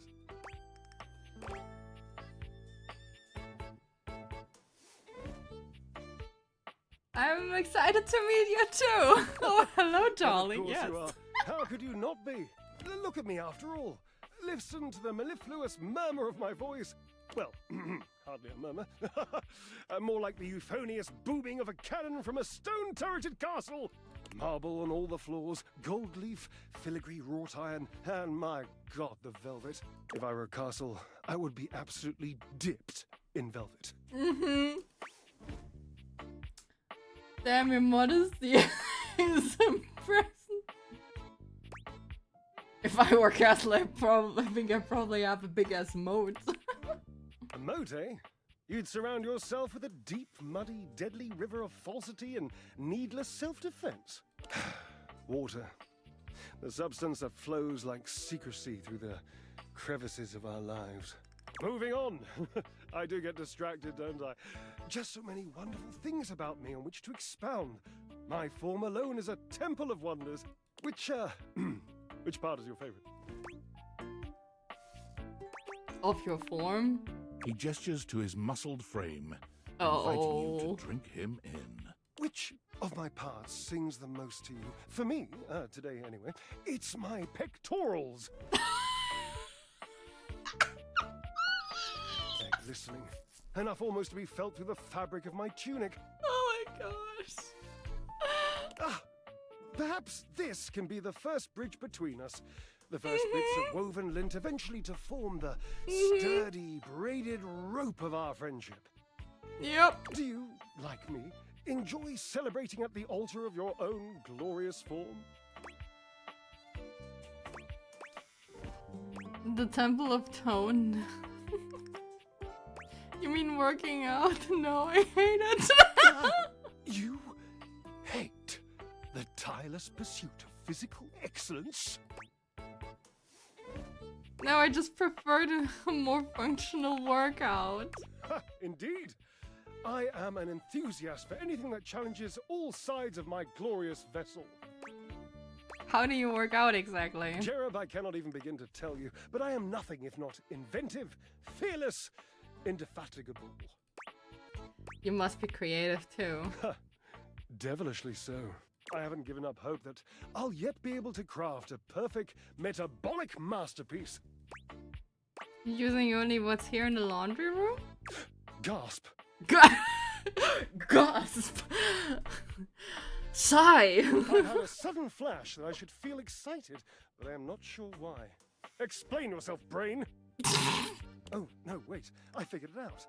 Oh, that's more points for me. Huzzah!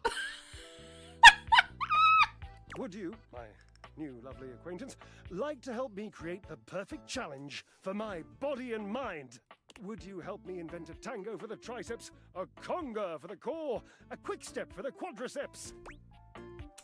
Build a workout together? That sounds awesome. Awesome, yes. As in capable of inspiring awe. Just like my own colleagues. Yes? Yes.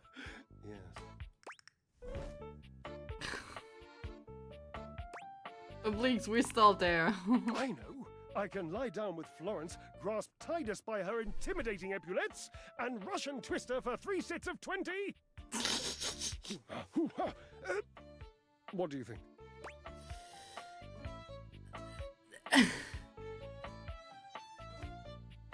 Really don't think Titus is going to like being twisted. Oh, Cherub, you're right. I didn't even think of that. So, you've met her then? No, but I've heard about her. She might not appreciate being included in my sweat sesh, but twisted... Let's just say she has some dark and deeply held feelings.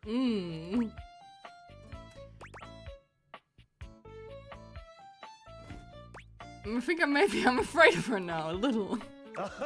Yes, darling, yes!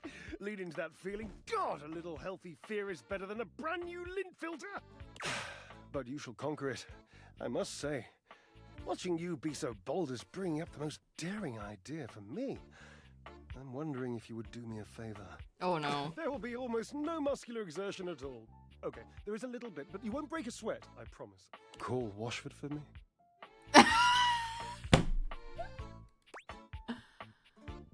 Wait, are you kidding me? You are physically on top of each other and you're not talking? Yes, obviously. If you were genuinely far away, this would be so much less torturous. But as it is the stuff of pure drama. Sumptuous, don't you think? It's ridiculous! I can't believe I'm doing this.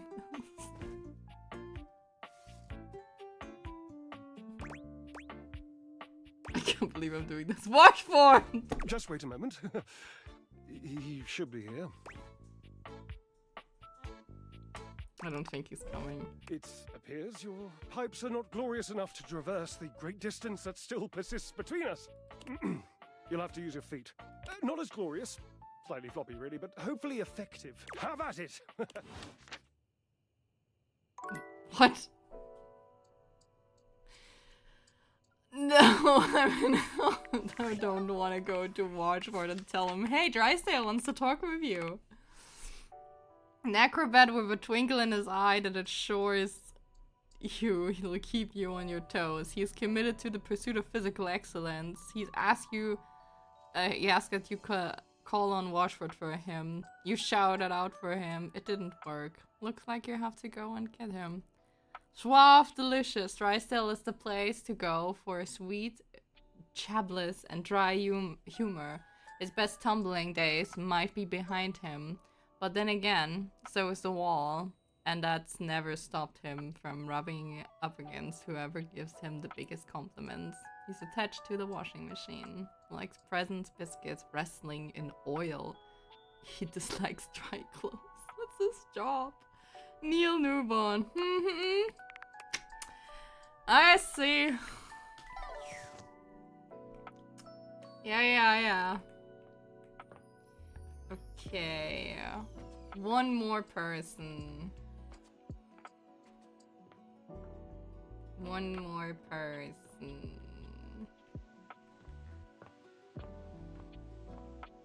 What's with the TV? Or I don't. What is with this? Like, this is just a bowl.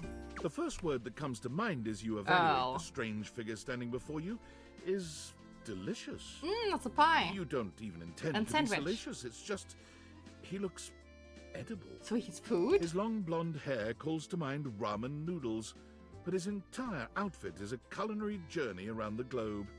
He looks downright mouth-watering, but you're not sure the feeling is mutual. His expression suggests he's less than impressed with you. Good evening. Good evening. Do have a seat. I'll be with you in just a minute. Looks like you're really enjoying that glass of wine. Glass of wine? Surely you can do better than that. This fine white has a light body and is rather dry. It's quite acidic. I can virtually taste its origins in the eastern Loire Valley. Dare I guess just outside Chavagnon? And as its taste matures on my tongue, I detect notes of honeydew, grapefruit, and peach. And a certain minerality. Flint. Grey salt.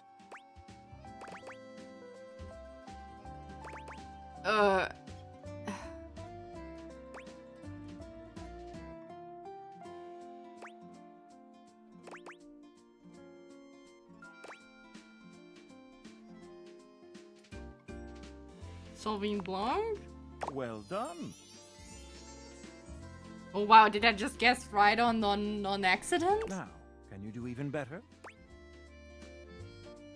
Gosh.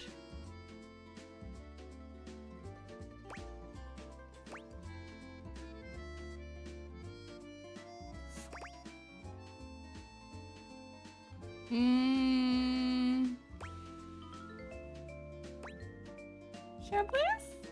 Well, that's a disappointment. You do know that Chablis is an entirely different wine, don't you? Guess I just got lucky the first time. I guess so. But where are my manners? Allow me to introduce myself. I'm Mitchell Lynn, food critic extraordinaire. Oh, you're Mitchell? paragon of the perfect, advocate of the adventurous, and bane of the banal. He sent a love letter to Dorian, the front door. Now I have a culprit. Salutations.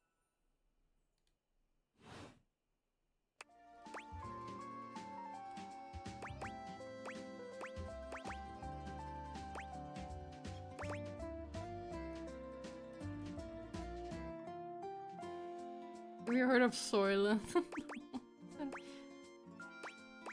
Heard of Soylent, yeah. I'm going to pretend I didn't hear that. Listen, I'm afraid you've caught me in a bit of a hurry. 3 new spots have just opened up around the house. I'm eager to give them a try and see if they measure up to my exacting standards. Say, how would you like to accompany me? That would be great. Brilliant. So, where should we go? There's a new Hawaiian fusion place in the living room. Okay. Daisuke's sushi spot in the dining room is supposed to be pretty swanky. Freddy Yeti has an ice cream joint in the kitchen that's worth checking out. Let's do sushi. Mitchell leads you to the dining room. He seems excited, or about as excited as a critic like Mitchell can be about a new place. I've heard only good things about Daisuke's place so far. Let's hope it lives up to expectation. You walk into a rather austere space. Every element seemingly selected for its clean and unpretentious elegance. The counters are of raw pine, finished to a glossy luster. The walls are shoji-style screens, and the doors slide open with a soft hiss that seems engineered to bring you entirely into your sophisticated surroundings. A water feature drips delightfully in the background. You feel instantaneously relaxed and intrigued. Ah, here comes the owner now. Irashaimase. Oh! Hello! Daisuke greets you both with a warm smile. Welcome to Omakase Daisuke. I am pleased to see you both. Always nice to see you, Daisuke. It's obvious you've put a lot of work into this endeavor. Thank you, Mitchell. I have only done what anyone would in my place. I like him. I want to date him. The dishware deserves no less than maximum Looks interesting. effort. I hope the decor and ambiance please you. My mind isn't quite made up yet. I think it's exquisite. You do? Seems rather dull to me. Look more closely, it's unintentional, not dull, but understated. Understated, you say? Let me take a closer look. Everything has been selected and arranged in order to draw one's full attention to the sushi. Why, you're absolutely right. I thought at first it was lazy and weak decor. Lazy and weak? Mitchell continues on, as though he's not heard Daisuke. But look around you. Perfectly clean, lighting muted but warm. This wood shows the signs of a master carpenter. These chairs have been selected with painstaking care. And as I listen, I detect the subtle dripping of water from a waterfall pond. That is only Sinclair's chronic drip. But I thank you all the same. I feel almost as if I've been transported to the Tsukibayashi Jiro. Delightful, simply delightful. Let's move on to your speciality, Daisuke.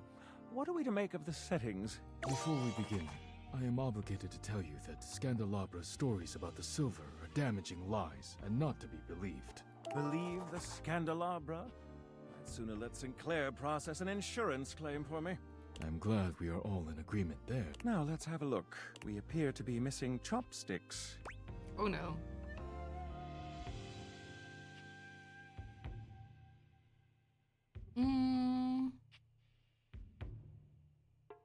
That's right. Traditionally, sushi is eaten by hand. Actually, I thought, like, wasn't it so? Let me look that up.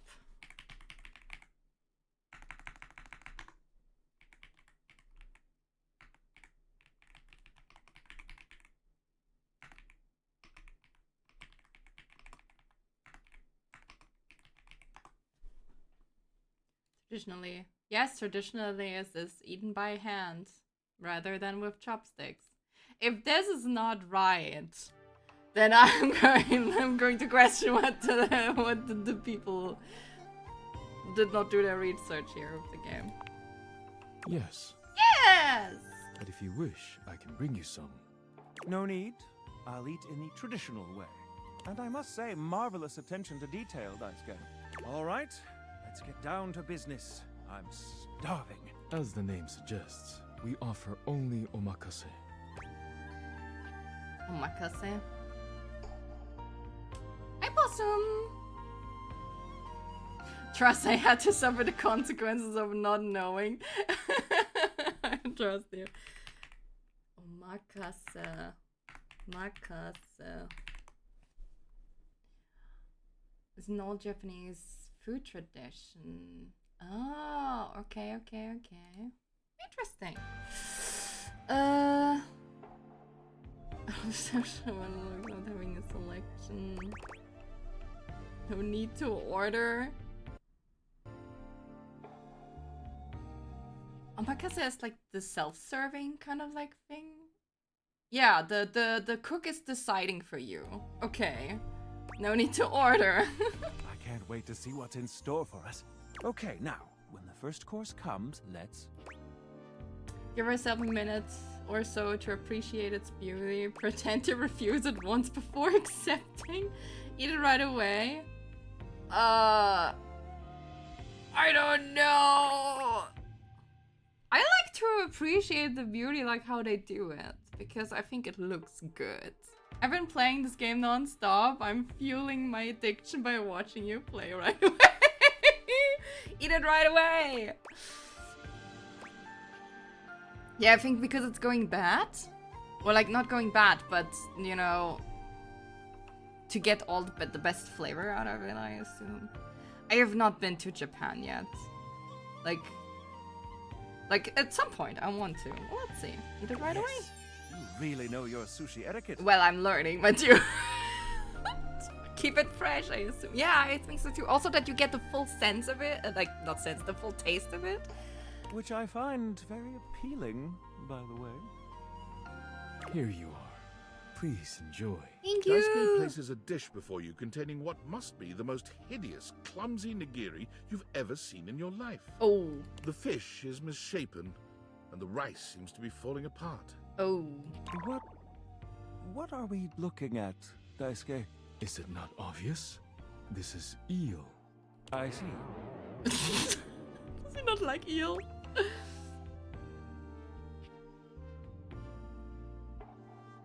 I love eel! Glad to know your take. I'll present my own opinions in the review. Now that we've eaten, I think it's time to go. But hey, if you want to be a food critic, you have to eat everything. So, you can't be picky. What the heck, Mitchell? You can't do this! This is bad for your job. Michelin. Last time you saw Mitchell, you went out to dine at Daisuke Sushi restaurant. Michelin, prestigious pundit of the palate, master of the mouth-watering morsel, destroyer of the deviant dining establishment. He is obsessed by all things culinary, a true believer in the power of a great meal to give meaning to an otherwise drab and dreary life, so he sees it. Detail-oriented and utterly unsparing, Mitchell leaves nothing out of his withering critiques. Ambience, service, menu, selection, flavor, presentation, all are of the utmost importance to Mitchell. And if any are subpar, well, you're going to know about it. With the pen as his sword, he is really to elevate or eviscerate with equal fervor. Oh my gosh. High quality products and ingredients, careful balance of flavor profiles, consistency of service, dislikes. Cronuts? I like cronuts. I think cronuts are nice. I think cronuts are very nice. J. Mitchell Tatum. Why does this name seem so familiar? Huh. Interesting. Discord, what do we have? Friend Sam. I know it's been a sec since we talked, but Mhm. I've been sitting here trying to work. Yeah. And all I can think about is the fact that you're like dating your couch and your TV.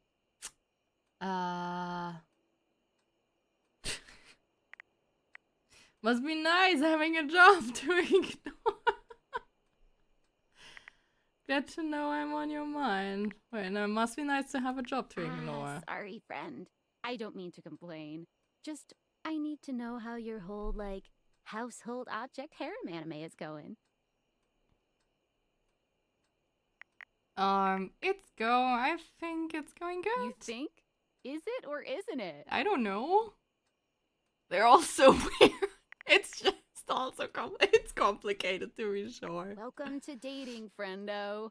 It's complicated for everybody. Humans, animals, furniture. Nobody likes dating. Okay, but honestly, like, can you just tell me what it's like? Walking around your house and having what? Hundreds of potential suitors just around? Like, you gotta feel like super eligible, right? No, I don't I feel super awkward. Feels more overwhelming, really. Hey, you just gotta take it one date at a time. I just gotta know one thing. When you're out here dating your appliances, are you guys, you know... Oh, wait, what? You know exactly what I mean. All right, keep your secrets. If you don't want to kiss and tell with your furniture, who am I to make you? All right, well, I don't I've even know wasted if you enough of can my go workday. All my love to your household object lovers or whatever. Bye. Bye, Sam. I don't even know if it is possible to. You know what? Well, that's the day. And it's also my time. Ooh, I have to keep going. I have to get going. Sad. This game is so fun. It really it wants you to keep playing. I have only gotten what? Wait, let me look. I only got 21. Yeah, 21 21 objects I got so far. Or furniture, let's say like that. Or people to me or whatsoever. I just found 21. I have 2, I guess this is 2 love relationships and 1 friendship. Which is oh. There is so much stuff. It's definitely going to be something that I will be coming back to. I want to continue. I want to see how the stuff is developing between Harper and Dirk. Because it's the representation of a toxic relationship. That's very interesting. Drysdale and Washford also I don't know what's with them, man. The Hags, I love the Hags! The Hags are the best. Diana, I don't know what to make out of her, really. She's kind of weird. Maggie, I love. I still have tea with Maggie set up, for the next time. Chance, I already, had parental love relationship status because we played a cool session together. Lyric, I have to revisit because of the book. Penelope had a date. Tyrell is also seeming fun. It's just Elvis. Shower Elvis. Cam, I don't know what to make out of. Mitchell as well. Keys is also kind of weird. Connie was so much fun to figure out. This was a very cool storyline. Koa is also very chill.